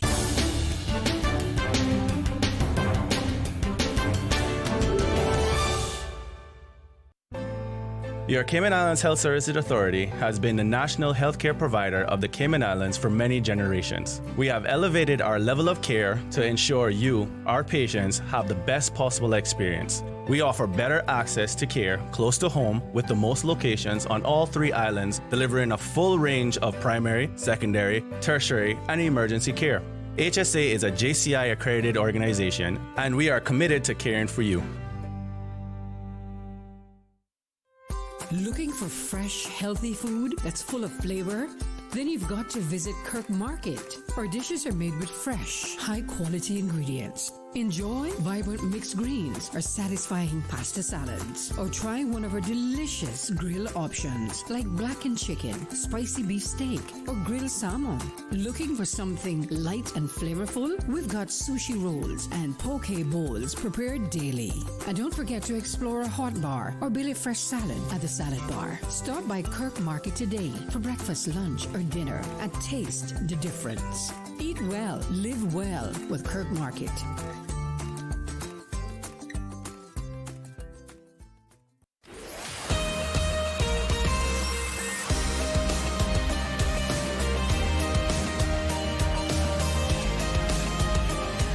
For the Record with Orrett Connor. Good morning. Welcome back to For the Record. In the studio, Leader of the Opposition, Honourable Joey Hugh, Deputy Leader, Honourable Kenneth Bryan, and Member of Parliament, Mr. Roy Tatum. Mr. Tatum will be leaving us a little bit early, so we're going to throw the mic over to him at this point in time. Thanks, OC. I have a since we're talking about transparency, I have a long-standing appointment with my doctor just to make sure I remain in good health, and I have to leave here at 9:15 to go there.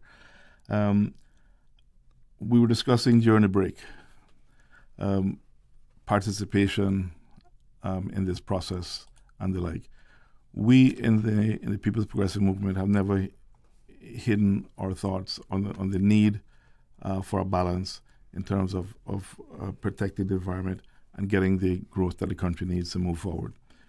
Our manifestos have always addressed them, and our last manifestos certainly did that as well. And I'm going to propose that we look at handing that manifesto, providing a manifesto to the consultants, for instance, and if they want to ask us anything on that manifesto, from that manifesto in terms of our views on the environment, we're very happy to accommodate them is my suggestion. Ms. Leader, I don't know if you have anything you want to add or, to that thought, sir. Yeah, no, I think, thank you, Mr. Tatum, and I think, before we move on to the question OC asked and to support what Mr. Tatum just said, this is one of the benefits of when there is a party in control of the government. This is why we believe in organized politics. This is why we believe in people knowing where when you elect someone, you know exactly where they stand on the issues, and you can go through their manifesto and tick the boxes, or you can criticize them and not fulfilling their manifestos. But it is certainly, the largest or the biggest benefit of voting for parties and organized groups that already have a shared manifesto. We are 14 months?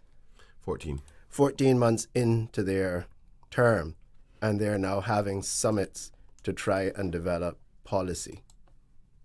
13 months in, and you're still trying to develop policy as a group. How can that be productive for the country? So as Mr. Tatum said, our views are very clear in our manifesto about where we stand on the environment, where we stand on development. It is all there if anyone wants to see it. But OC, before we move on to your question, I know sure. Mm-hmm. My deputy is biting at the bit to answer your question. Sorry. You made a very valid point there, Mr. Leader. Not only 13 months in, but they had a retreat, I believe. They had a retreat. They had a delayed SPS to make sure two that... retreats. They had 2 retreats. They had a delayed SPS to make sure that they coalesced around issues. Right. So this issue should have been resolved before now.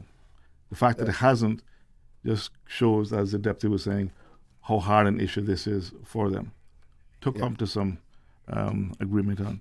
But, OC, needless to say, after saying all of that, I want the listening public, and I want to be clear that we support finding a lasting solution. The country cannot continue to develop properly with this infighting between these two very, very important departments in government and the infighting within government itself.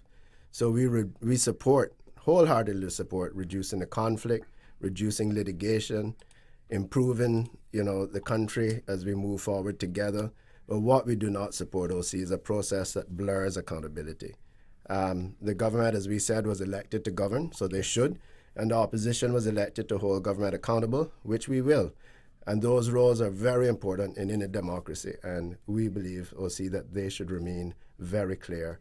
And so again, as I said, we would have loved to have seen this in a more open format, that we can make our points clear, that the public knows where we stand, and whether that was town hall style meetings, more open style meetings, or in the parliament. But we wish the government well. This matter is way too important for it not to be resolved. But it's going to be interesting. But we stand by to make anyone in the public know our views, that they're in our manifesto as well. And we stand by to work with the government by scrutinizing whatever results they have and adding our input at that point. Mr. Leader, if I could just highlight a point here that sometimes when you hear it, it clicks. Mr. Connor, has the government ever asked us to help them with the development of any other policy? They normally don't have any issues with any other policy. They can make a decision. The fact that they're asking us to participate in this, they'll say, well, we're trying to invite the opposition into participating in finding a solution under the guise of actually the problem that they're having internally. So I want, like the leader just said, we are willing to participate. How we participate and not fall into a trap of your dysfunctioning government because you can't make a decision, this itself should confirm they're not on the same page of this matter and they're looking for an out. And we're not going to give them an out. We are prepared to participate. Any long-term solution most likely is going to have to come to the Legislative Assembly for amendments. And Parliament exists to deal with precisely these types of national issues. It provides transparency for the public accountability, public debate, recorded positions by either group, whether it's the PPM, whether it's the National Party, the TCCP, or the Independents. Minority viewpoints can be reported. Open evidence can be gathered and presented for the public to see. The Caymanian people deserve to see major policies decisions like this to be discussed openly and transparently. And before people start to say that we're not willing to participate in this process, we are participating because it's our job to hold them accountable to what they come to. And we're prepared to review any policy that the government brings forward. We're prepared to debate any proposals that they create. We're prepared to suggest improvements to those policies. And we're prepared to support good policies when they come to that point, if they ever get there.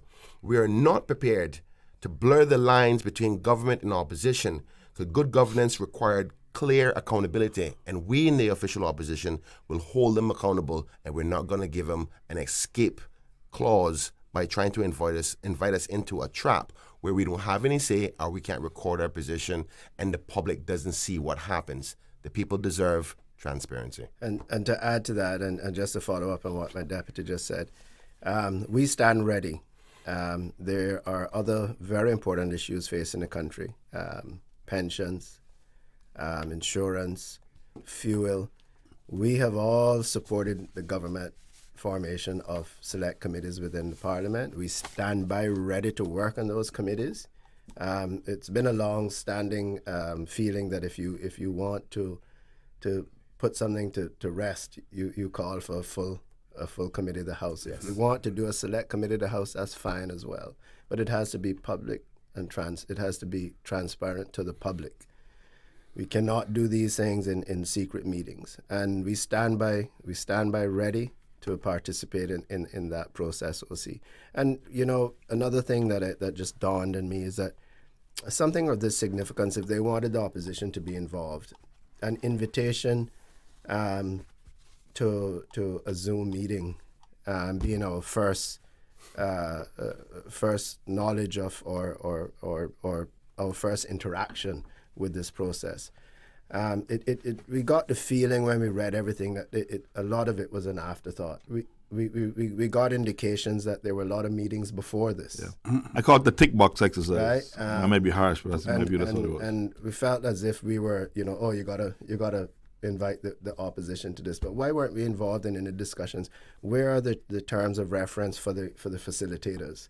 What are they being asked to do? Where where were we in that process? So it's just a lot of things. And when were you actually invited to attend?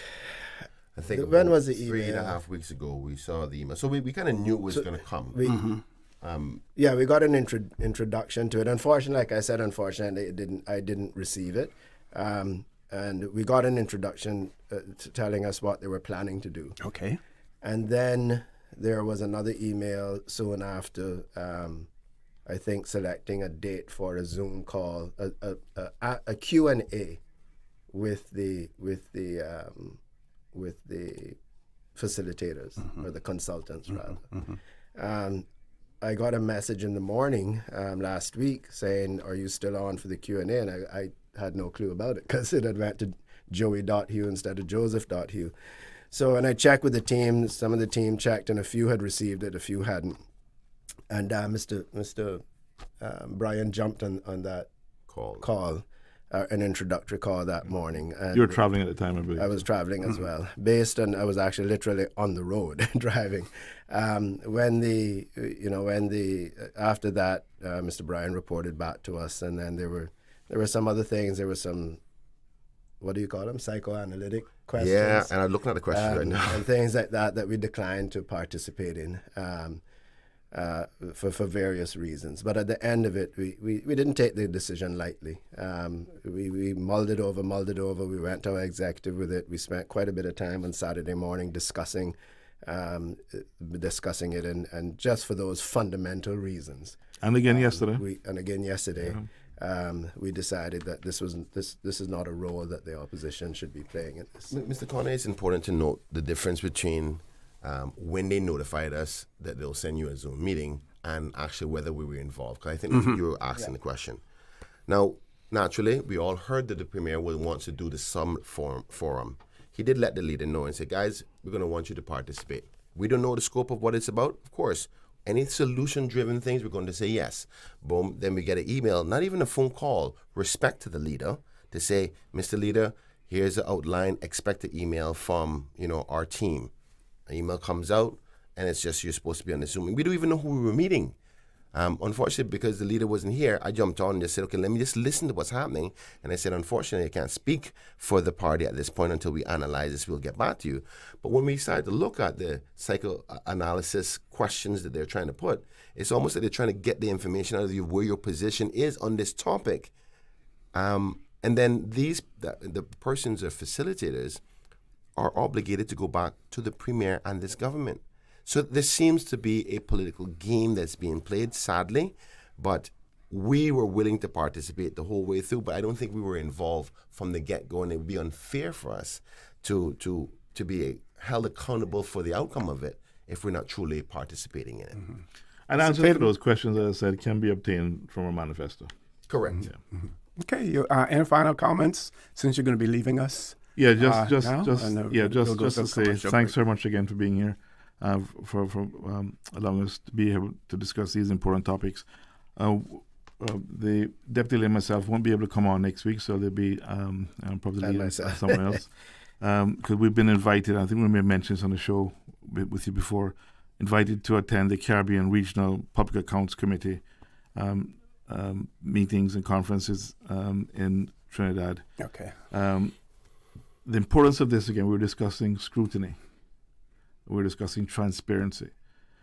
One of the invaluable things and one of the main purposes of the opposition is to provide that scrutiny and to push for transparency and to hold the government to account, like what we're doing this morning. So this is to help us give us some additional tools and network and speak to the parliamentarians about the role of the Public Accounts Committee more broadly. And again, this is the Caribbean Regional Public Accounts Committee conference and events in Trinidad over the course of next week. When we come back, the next time I'm here, I'll be discussing with you our response. I may send it out to you prior response that we've now received with regards to a parliamentary question that I put some meetings back. I was here before and I said we hadn't yet received. I was looking forward to a response in terms of the impact or what the government is doing with regards to trying to ensure that civil servants receive their pensions in a more timely manner than has been happening. Mm-hmm. Hugely important issue. And so we won't have time today, I don't think. But certainly when we're back next time, we will take that up. And with that, I will say goodbye and adieu. Until next time. With that, we'll take a commercial break as well. Folks, please stay tuned. For the record, we'll be back shortly. Can you imagine your home completely organized? At Brand Source Custom Closets, we can. We specialize in designing and building custom closets and storage units for any room in your home, including the garage. With tailored designs and custom LED lighting solutions to fit your lifestyle and budget. Our custom closets expert is committed to enhancing the value of your home with a solution that is uniquely yours. Visit our showroom or call 623-6774 to schedule a no-obligation appointment with our design expert. Brand Source Custom Closets, 209 Dorsey Drive, Industrial Park. Did you know that Doctors Hospital provides urgent care services 24 hours a day, 7 days a week? And Doctors Hospital's urgent care physicians have access to the most advanced MRI and CT imaging in the Caribbean, providing reliable diagnostics when you need it most. When you need quality urgent care for an illness or injury, Doctors Hospital is here for you 24/7. Whether it's a migraine, chest or abdominal pain, shortness of breath, broken bones, or another urgent need, Doctors Hospital at the top of Walker's Road. Urgent care right now. I was undercover and had just recovered the stolen artwork, but... Aunt Angie, what does this have to do with managing my insurance? Well, long story long. I found the art thief in France, but ended up becoming somewhat of a local celebrity. So I had to stick around for a while. But I was able to handle all my insurance needs with CG's online portal. The online portal. Safe, convenient, simple. CG Britgay. Good like that.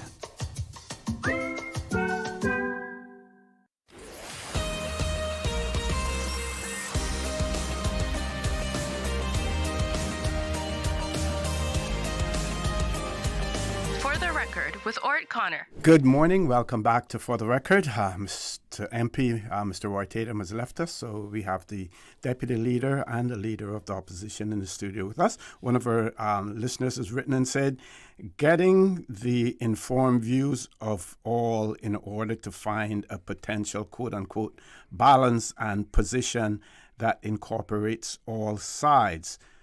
I guess that may be a quote from something. So that the CIG policy and possible legislation reflects views and consensus. MPs are highly compensated. Is the opposition saying they are too busy to attend and comply with the rules of the day? Well, the rules of the day are not going to be set by the government of the day for them to dictate how it's done.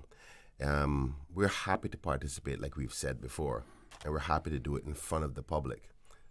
We have no fear of that. If the government wants to do a select committee of the whole House, we'll all be there, and we can all say our positions. The progressives have never hidden our viewpoint, and it's, as we said before, it's listed out in our manifesto exactly where we are with this. What you don't know is where the government is on this. So I think I appreciate the question or the comment. I think that question and comment could rightfully go to the government as well, and each one of the members, particularly that one that is in charge of development, and also the one that was a former Minister for Environment, who is a key stakeholder within the administration. Because we all know, let's not pretend. We know that there is a friction from the protection of the environment and development in this country. And we have two factions inside the government. Let's not hide, but they want to do it behind closed doors. We are prepared to do it in front of the people where it should be done. So that should answer the question. And to say that that's the reason that we have decided not to go to, I think we just spent 1 hour and 20 minutes exhaustingly expressing our views on why we do not believe that a secret closed-door meeting to develop government policy should include, or that the opposition would want to be included in, especially when we have no control over what that policy is going to say at the end of it. When the policy is there, we will come to any meeting they have, and if they want to have 10 town hall meetings, we'll come to the 10 town hall meetings. We'll sit beside the government. Yeah. But in that situation, in an open and transparent situation, not, as I said earlier, we cannot bypass the front doors of the parliament with the back doors of secret meetings. We're not going to participate in that. Mr. Connor, if you would allow, because I know that you guys do what you call YouTube shorts, and it'd be great for a concise position from the official opposition, because I know the media, other media houses are watching as well. So let me clarify one more time. The government has recently invited the official opposition to participate in a policy summit focused on the ongoing issues between the Central Planning Authority and the National Conservation Council. This morning, we are making it public that the opposition's decision and the reasons behind it. After careful consideration, the opposition have declined the invitation. This was not because we oppose reform of this serious topical matter. We agree that the current situation requires attention and that greater clarity and certainty are needed. However, we believe that it's the government's responsibility to develop policy and bring proposals before the parliament in front of the people. The opposition's role is to review, challenge, improve, and hold the government accountable for those proposals. And so far this morning, all the points that we've made are the reasons why we are not going to participate. But we are ready to participate and give contribution, but in front of the people that we serve. We're not going to participate in the summit that they're holding, the chat under Chatham House rules. Yes. I think that's you can't make it any clearer than that. I hope it does. Mr. Connor, I think it is also important that we highlight that what Mr. Tatum left, right before he left, he was talking about the question. He didn't go into the specifics of that question, but it's a very significant one, and I know that he will be developing some other matters to come before Parliament by way of motion. It has to do with retiring civil servants. For years and years now, we've had civil servants who have given decades and decades of service, hard-working service, and they plan their retirement. They have a retirement date, and say, for example, they retire at the end of the month, and the procedures and whatever working documents that needs to be organized to formulate what their pension amount is supposed to be cannot be done by the next pay period. And we have a number of people, particularly in their vulnerable ages after a pensionable age, which is usually around 65, sometimes a little less and sometimes a little more, where they have no other income and persons are finding themselves with no money for months before the Public Service Pension Board has the matters resolved to make sure that they have an income. We find it to be a significant problem, and we are not satisfied with the results and answers we've been given, and we're not convinced that the solutions that they're saying is going to resolve it. It's actually a lot of the same has been said before. I recall even when I was in opposition, before this serving opposition that was about 6 years ago. Much of the same answers have been given. Nobody should be going without a salary or a pension. And it's really disappointing where all the hard-working civil servants that give their service to this country could see a month where they don't have an income. And I think it should be worrying that there's about 3 to 5% of the civil service workers today who are close within that retirement age. And I want them to know that the People's Progressive Movement understand that worry, that God forbid you retire tomorrow, that you know that you're going to have something coming in at the next payday. Mm-hmm. I've had circumstances where constituents didn't get a paycheck for 3 months after giving decades of service, decades of working life to the service. It's rather disappointing. I'm saddened by it, but as I said, our member will be presenting something to Parliament about it. We recognize the problem. We want the civil service to know that we also recognize the problem, and we're going to try to put the necessary support systems behind the government if they're willing to listen, or the necessary pressures behind the government to make the necessary changes so it discontinues, because it cannot continue like this. As a matter of fact, I think a human rights issue for them not to be able to get their income or miss a payment, because when the lights go out, the government isn't there after decades of service to the country. Do we have an idea in terms of the average time or any international guidelines or not necessarily guidelines, but informed views in relation to after a person has retired, how long it would normally take, for them to receive their first payment from whether or not it's a pension or an annuity? I can only give you the answer that we received on the 13th of May. And again, I want to attribute this to our honorable member, Roy Tatum, who took the initiative to pose this question, because it was a matter of serious concern for him and the good people of Red Bay, obviously everybody else. But he was doing his part to represent the people within his constituency. And the question was, can the Honorable Deputy Governor state A, the statutory or administrative time frame for processing and commencing civil service pension payments following an officer's retirement, and B, whether current processing times are meeting the standard, and if not, what the average processing times have been over the past 12 months. And I can only say, I don't think the answer is quite clear to the question, but I can only read what they've given, hence the reason are unsatisfactory to the response. There is no statutory time frame prescribed in law for the commencement of civil service pension payouts following retirement. That's a problem right there. Administratively, the Public Service Pension Plan has historically operated to a target of approximately 90 days following receipt of all required retirement documents and final employer contributions. Now, the HR departments for the place that you work at supposed to notify the Public Service Pension Board of all the details. Now, is it either a failure within the Public Service Pension Board processing and calculations of your pension, or there's a problem within the HR departments and the various different departments that the employee worked at? Either way, it's a failing that we do not accept. Fix one, fix both, or whichever one that you find the fault with. Continuing the answer. If a month goes by and the HR from that department has not, 30 days go by and HR from that department has not sent on the necessary documentation to process the employees' pensions, then that department should pay them for that month too. Correct. Because when you have intentions of retiring, you have to, I think it's something like 3 months notice, in relation to that. So they have 3 months in advance to start working on it. Thankfully, some departments, and I hope I don't cause any trouble with this, but some departments will actually, understanding the long delays in persons receiving their pensions, will actually retire someone so they can submit all this stuff and then put them on a 3-month contract.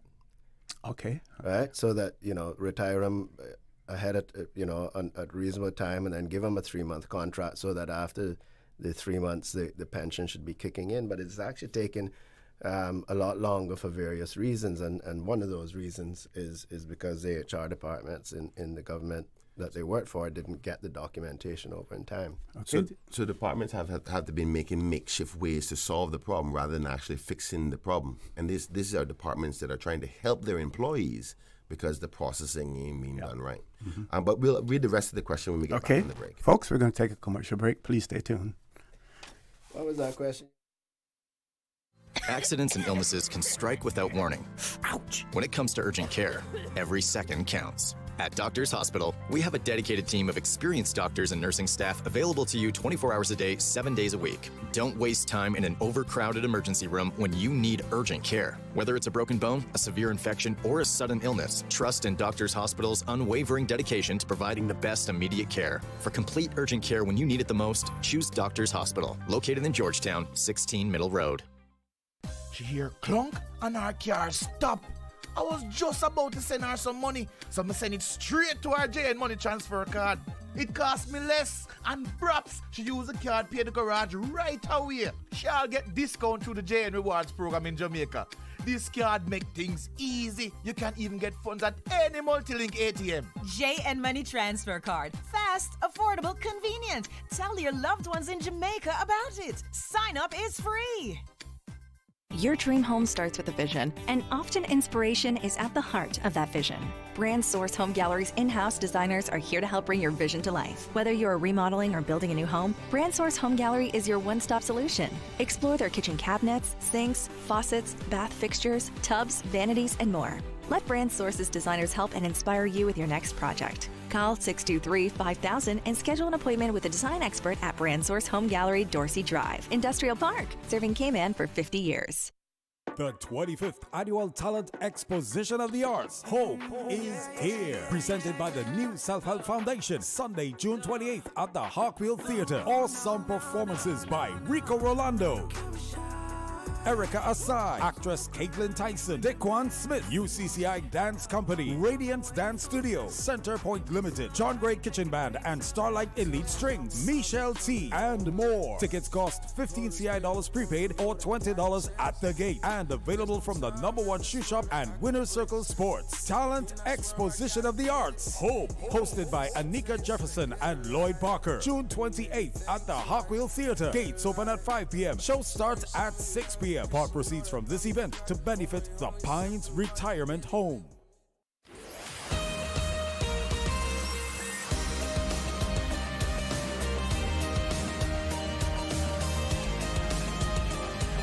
For the Record with Orrett Connor. Good morning. Welcome back to For the Record. Birthday shout out before I pass the mic back over to my guests in the studio. We've been asked to send birthday greetings to grandnephew of Miss Zita Mae Borden. His name is Ronin De Silva. His birthday is today, so birthday greetings are coming from all of his family. Happy birthday, Ronin De Silva as well. Also, Lucy Simpson celebrating a birthday today as well. Happy birthday greetings going out to her, coming from your brother Dan Ebanks as well.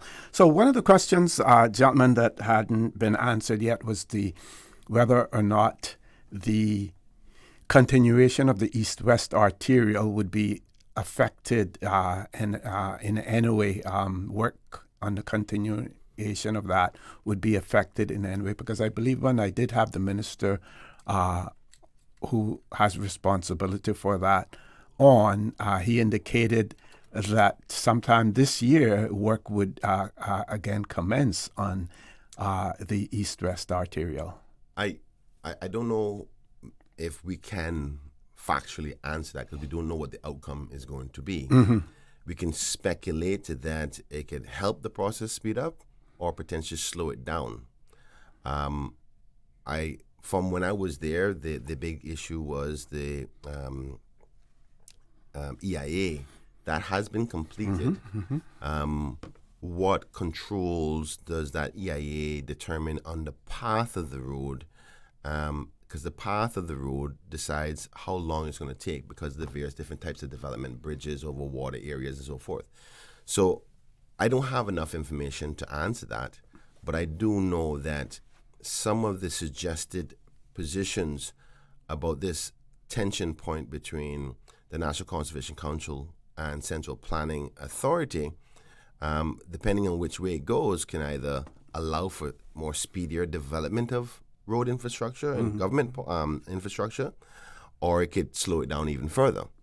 I think what we have to recognize is there's an accepted view that the current state of play isn't what people want, and there needs to be some compromise. The very fact that the Premier himself has said we need to solve this ongoing battle means that he's not currently happy with the current position, which is interesting because most persons who are strong conservative-minded are quite happy with the current legislation where the National Conservation Council has the authority that it has. So the acceptance of having this summit means that he doesn't think, or his government doesn't think, the National Conservation Council should have that amount of legislation.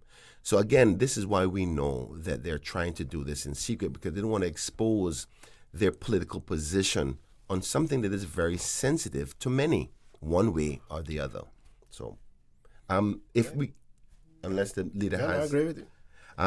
We were talking about, before we went to the break, the responses on the civil service pension. I just thought I'd quickly read this and then we can finish up on something else. Before we went to the break, I was explaining that it was 90 days normally that they operate to target once the processing has happened for the retirement processing for a civil servant. The answer to the question continued to go on to say, currently processing times have fallen below the historical administrative target, necessitating corrective action. As of the 31st of March 2026, there were 166 retired applicants in active processing. All pension benefits remain secure and fully funded. Only administrative processing times are delayed. Resolving processing delays is being addressed as a priority, which we support and are happy to hear. Immediate relief measures. To mitigate the impacts of delays while cases are being fully assessed, interim payment measures have been implemented with immediate effect to provide prompt relief to more than half of the plan members who have been affected by delays. So my question would then be, what about the other half? Eligible current and future retirees who have completed at least 10 years of pensionable service are being placed into immediate payment of $1,500 per month upon reaching their retirement age date, benefiting from approximately 37 plan members currently awaiting the commencement. Now that is a solution to one part of it, anybody over 10 years. But if you come to retirement and you did 9 years, you're not solving the problem because you don't have an automatic $1,500 because you cannot calculate. As you know, the policy is if you've done 10 years, you automatically get at least bare minimum $1,500. So anybody who fits that category, we can pay you that payment because we're going to have to pay you it anyway. But if somebody's below that, they're stuck. So that's why we're saying we're not satisfied with the answer because you haven't technically solved the problem so far. It continues to say, for defined contribution plan members, interim pension payments are being commenced based on unverified system data, with final recalculation to occur once outstanding information and contributions are received. This is expected to promptly benefit a further 43 plan members. Cases experiencing delays linked to outstanding employer documentation, which comes from the HR departments of the various departments, our contributions are being actively identified and escalated for resolution. So ultimately, we're seeing that they're trying to solve it, but we want more concrete, either policy document, regulation, or legislation to confirm that this is not just at the whim of, well, we don't have enough staff or the department is not doing this. Somebody needs to be held accountable. Because if you're saying if the Public Service Pension Board and its administrators are saying, well, the department didn't send us the information quick enough, you're saying to me that somebody is responsible for another pensioner not being able to pay their light bill because they didn't do their job. Well, I'm sorry, but I think that you need to be held accountable for that. However, the principles of HR matters mean, but we cannot no longer accept that failure because the impact of that failure is too severe for those pensioners. With that being said, we're going to be speaking a lot more about this topic. I want to wrap it up there as we are wanting to outline some of the other matters that are coming to Parliament. Mr. Leader, is it possible that we can give a little headline on some of the bullet points or the headlines of the motions that we are planning to bring from yourself, which are some significant ones? Mm-hmm. So, I don't have the list of I did. No. Okay. So, thank the deputy for that summary, because we just got that response yesterday, I think it was. Mm-hmm. So we have coming up in the next sitting of the House, we've been going through each week, we've been talking about the different motions and questions that we have registered with the House. So I have 4 OC that will be coming up. The first one is a motion to ensure fair compensation and establish statutory timelines for compulsory land acquisitions. This OC has been a burning issue and one that has affected both the deputy and myself in our areas, being some of the heavier developed areas in the country. And this has to do with, in particular, OC, when governments are building roads, but in any land acquisition taken by the government where the properties have been gazetted. In some instances, we have properties that were gazetted in the late 90s, 1998, thereabouts. Mm-hmm. And then government are now in 2026 coming to acquire the property. And what the law says is that they now acquire the property based on the valuation that it was gazetted. So we have people sitting in their homes that don't know what's happening. Mm-hmm. Mm-hmm. You know, they agreed on a fair price 20 years ago, or even more, and they're sitting there waiting year after year. They don't know what's happening. All of a sudden, government comes in and says, we're going to build a road, and then now plan to come and take them out of their homes for the price that they agreed on 20 years ago. So this motion basically calls for the government to change those laws, that when the time comes to actually take possession of the home, that it's taken at fair market value. And also, leading up to that, once a property has been gazetted to be purchased, that they should put a timeline on that, and after each timeline, update it. And so we're calling for a fairer process, both for the government, but most importantly for the landowner. Yes. Because we've seen way too many times where persons are displaced and cannot rebuild or find what they have. I have situations where persons have their home that they've had for decades and decades, 2 little rental rooms.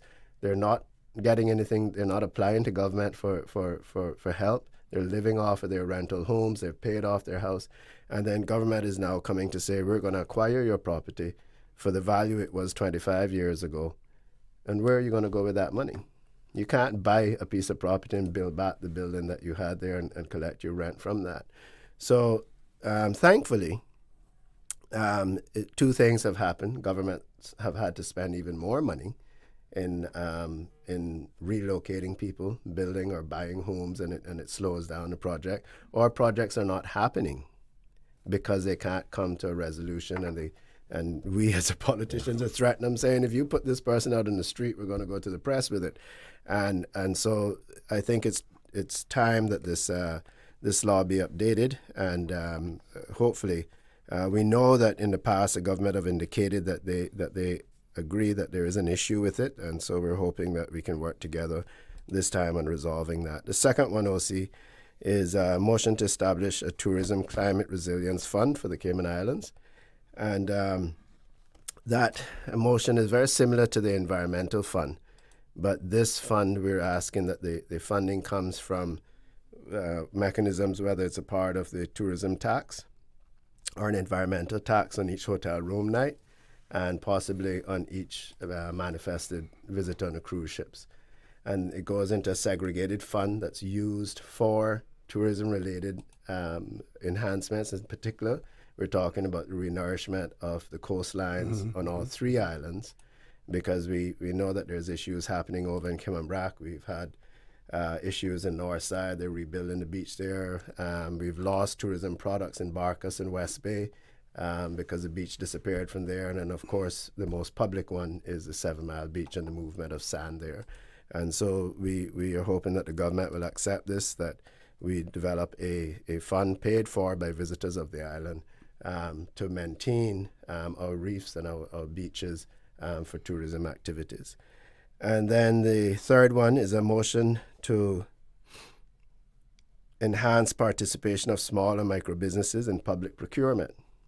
So at the moment, OC, the procurement process, and I can go into these in a little more detail when we get closer to Parliament, but at the moment, the procurement process does not identify small and micro businesses, and there's no carve-outs to help small and micro businesses be successful in the procurement process. Yes. And so we want in this motion for the procurement law to identify small and micro businesses, and then actually have several carve-outs in there. When you say identify, define? Define. Sorry, okay. The definition. And my next motion, there is a definition under the trade and business law, but there's no reference to it, there's no definition within the procurement law. And so, of course, we think it's timely that even if it takes larger bids and break those up into smaller lots, that make it that we want small Caymanian companies to be the beneficiaries of those bids. We're not talking about, if they need a specialized piece of equipment for the hospital or something like that. But there's no reason why, if they're buying water fountains, to put in all the schools, that they couldn't break that up or reserve that for local Cayman companies versus overseas companies, and et cetera.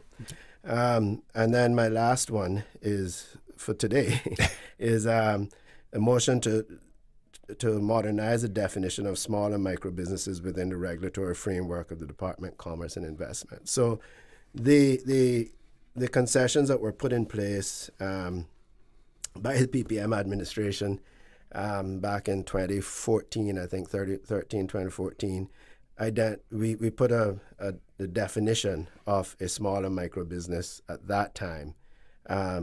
For instance, called for a micro business to be 4 employees of less than 200,000 per year in sales. Time has gone by now, OC, that if you're running a business, and I did a quick analysis, but if you're running a business of 4 employees, at minimum wage, that's $20,000 per an employee, $80,000 a year.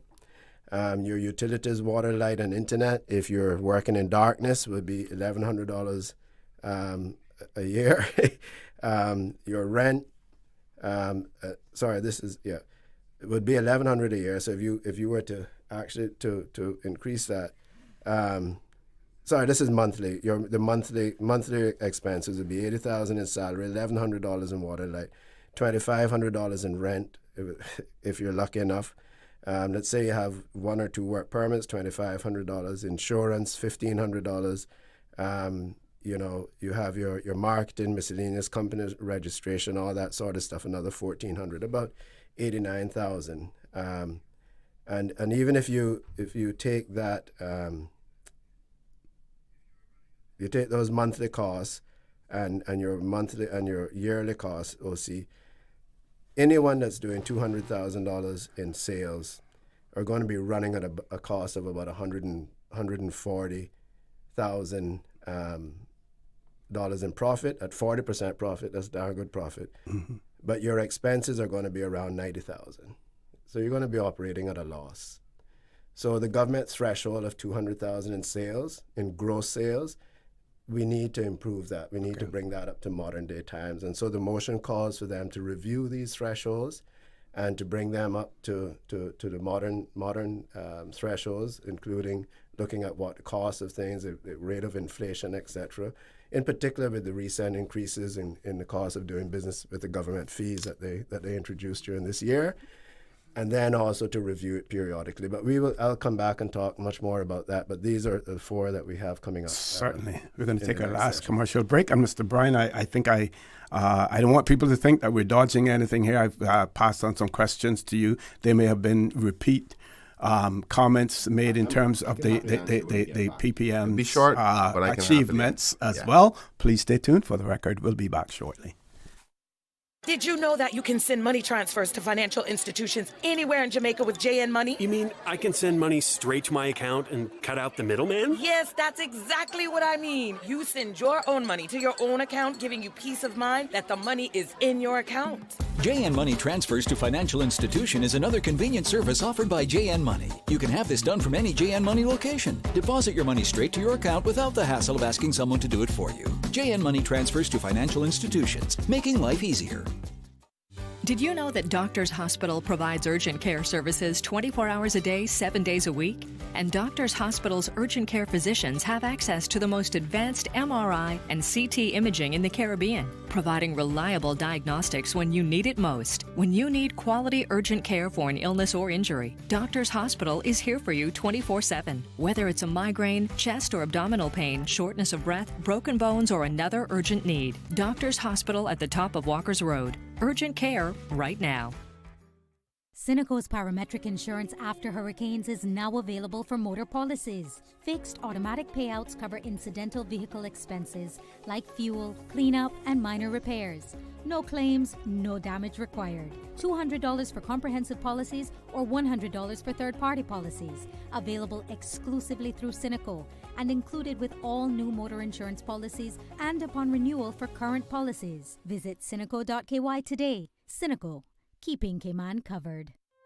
Looking for fresh, healthy food that's full of flavor?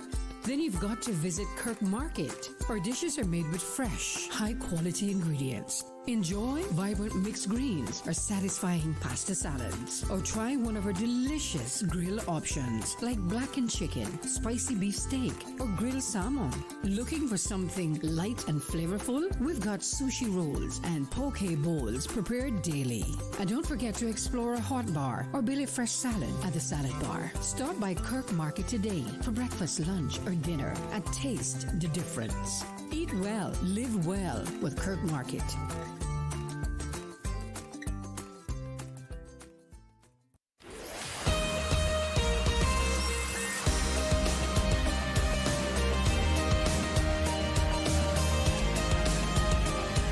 For the Record with Orrett Connor. Good morning and welcome back to For the Record. So, Deputy Leader of the Opposition, Mr. Bryan, I sent you the comments in relation to the PPM's record. Person has also, and I'm going to read this to the public because I'm going to address it as well. Person has written and said, you need to shut down the Deputy Opposition Leader on certain issues he's criticizing. You're the moderator and not the audience. This is not the forum for him to dry out his socialistic agenda. You are making him do that. Well, let me make it clear. If the writer of this has been following For the Record from its inception, something like 11 years ago, when I was asked to host the show in terms of promote, so the government could come on and talk about their issues and promote what they were doing. I agreed under certain conditions, and that's why we have 3 days per week. Initially, it was government on Mondays, opposition on Wednesdays, and independents on Fridays. At that time, I felt it was good to have the government on Mondays because anything transpiring over the weekend, they would get the opportunity to address it on Monday, right up front. Other governments came along and decided they wanted to do Fridays instead of Mondays, right? But those are days that are set aside for the government, for the opposition, for independent members to come on the show to talk about their issues, to talk about any policies or programs that they may be initiating. Yes, I'm the moderator, and my part of moderating is to ensure that at the end of the day, whatever is said on here, that we don't hold Radio Cayman, liable for anything. But when you decide to come on here and you want to talk about certain issues, certain things that you're promoting, that's what it is. And I do interject at times to ask questions or to maybe even correct you on something. That is the role of the moderator, but certainly not to police content in terms, of what you decide that you want to talk about, as long as it can be spoken about on the radio as well. So I need to make that clear to the writer, and I will write that back to that writer to point that out as well in the event that they may not be listening. Well, Mr. Corner, thank you so much for outlining that. I think it gives a little bit of further clarity to the public, but to the author of those comments, I would love to meet the person. I would love to get them to know me a little bit better. I respect their viewpoints. I respect everybody's viewpoints. I may not always agree with them, but my job is to stand for all. And I stand for that person, woman or man. Yes, yeah. My number is 926-0005. I would love to have a cup of coffee with you. You may be surprised that we can find some common ground. But I thank the person. I don't necessarily agree with the part about the socialist thing, but I think what you sent me here is also the same question coming from that person. So I'm going to try to address it in the most polite and respectful way I can. It says, Morning OC and guests, I want you to read this question and comment. Please ask the following. What evidence of projects that benefit the entire 3 islands can the People's Progressive Movement name for 3 terms that they were in power? Comment.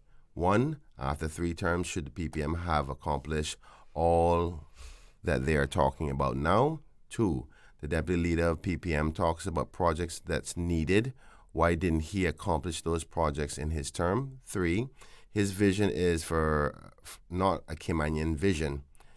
He's too socialist for these islands, and it all comes down to the political sponsorship and promises made by the PPM to members. Don't agree again. Please ask PPM to lay their vision and plans to execute the vision on the table now for the people to see and comment. Now, you can tell that there's the content of this person is obviously a major supporter of this administration, which is fine. Everybody has a right to that, and they're skewed by their viewpoint. So let's try to deal with one at a time. For one, I just came back home to the Progressives recently, so I can't fully take responsibility for the past, but I can defend the history and facts of the history. So here's the facts of the past history. The current government administration was built under the leadership of the Honorable Kirk Tibbetts and Sir Alden McLaughlin and all the members at that particular time. Saves the country millions of dollars in leases every year. Matter of fact, they wanted to build 2, but they changed the government at that time. That's a fact, whether you like it or not. The airport redevelopment. We're bursting at the seams now, but if the Honorable Moses Colonel didn't do what he did then, it would be even worse, and we wouldn't have been able to have the current growth that we have within tourism from before. The Linford-Pearson Highway, which was a major contributor of the then Minister, Mr. Arden McLean, who was a PPM member at that time, under the leadership of the Honorable Kirk Tibbetts, is a major contributor to the pressure release on our traffic infrastructure. And again, they wanted to continue much of the east-west arterial, and they were having much of the problems with it. Actually started. Thank you so much, Mr. Leader. Also, the schools. I was even one of the first critics of Sir Alden McLaughlin in respect to the schools and the costs. But if we didn't have those 2 major schools today, I don't know where our children would be. They would be back to slates underneath a tree. The constitutional reform. Many members may not agree necessarily what the Constitution says today, but we have advanced our democracy so much further. And under Sir Alden McLaughlin, who led that charge, not the only person, many people to be credited, but he was the leading charge in respect to that. And you can't change that fact. I fight with Alden almost every day. Everybody knows my history with Sir Alden McLaughlin, but I can't change the fact that he has contributed, and many members of the Progressives have contributed to the success of this country. Now, have they been perfect? No, they haven't. But we're not talking about the past. We're talking about what we want to do for the future. And this Progressives, under this membership, we want to bring the country forward. So hopefully that answers that. The Mango Tree Connector Road, the Linford Pearson expansion, we were halfway down when we demitted office. We proposed port expansions. Now that is a massive thing. Now we're back to the square one in that.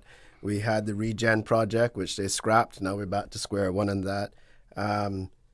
The Public Works Department TVET school that we started.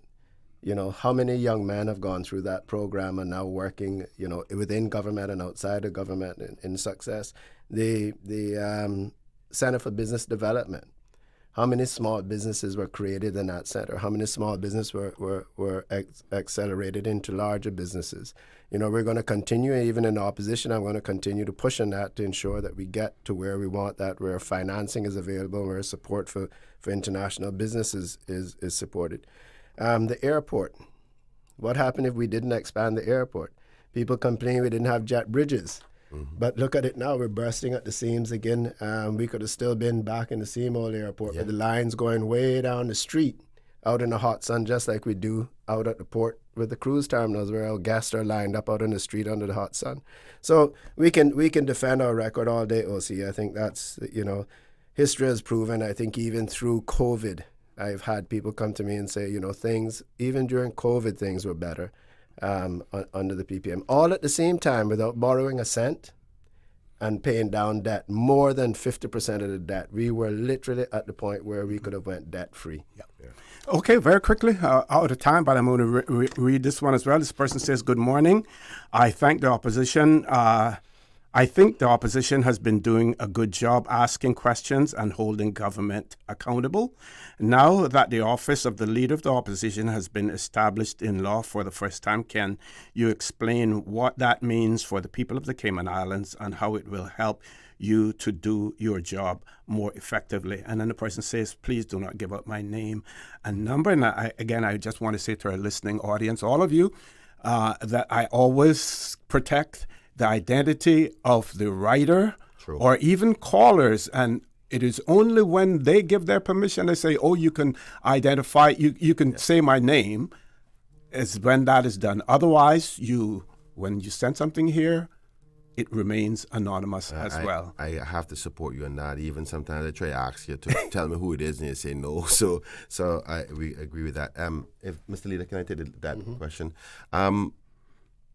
We need a little bit more time to respond to that in its holisticness, but because the office of the opposition is a fundamental shift of our governance model, and we are now really embracing the Westminster system of shadow ministers, a government in waiting, and having a location that is specific to parliamentary matters, separate from constituency matters. I would like to be able to come back and answer that question another day because the office lease has not yet been agreed to. We have identified a location, and there will be some announcements in the future, press releases by the leader on behalf of the members about where the office will be. But I know we have to close now. Yeah, so I'm simply say this closing on our most topical discussion about the forum between the CPA, the Central Planning Authority, and the National Conservation Council conflict. We are not going to be participating, but let us be absolutely clear. The opposition supports finding a solution. This is a serious problem, and we want to support it. We support reform because it's not where it needs to be. We also support reducing the conflict that is faced between the two viewpoints. We support improving certainty for the country so we can know how we're going to develop this country. But we also believe in accountability and transparency. Government was elected to govern, and they need to do that.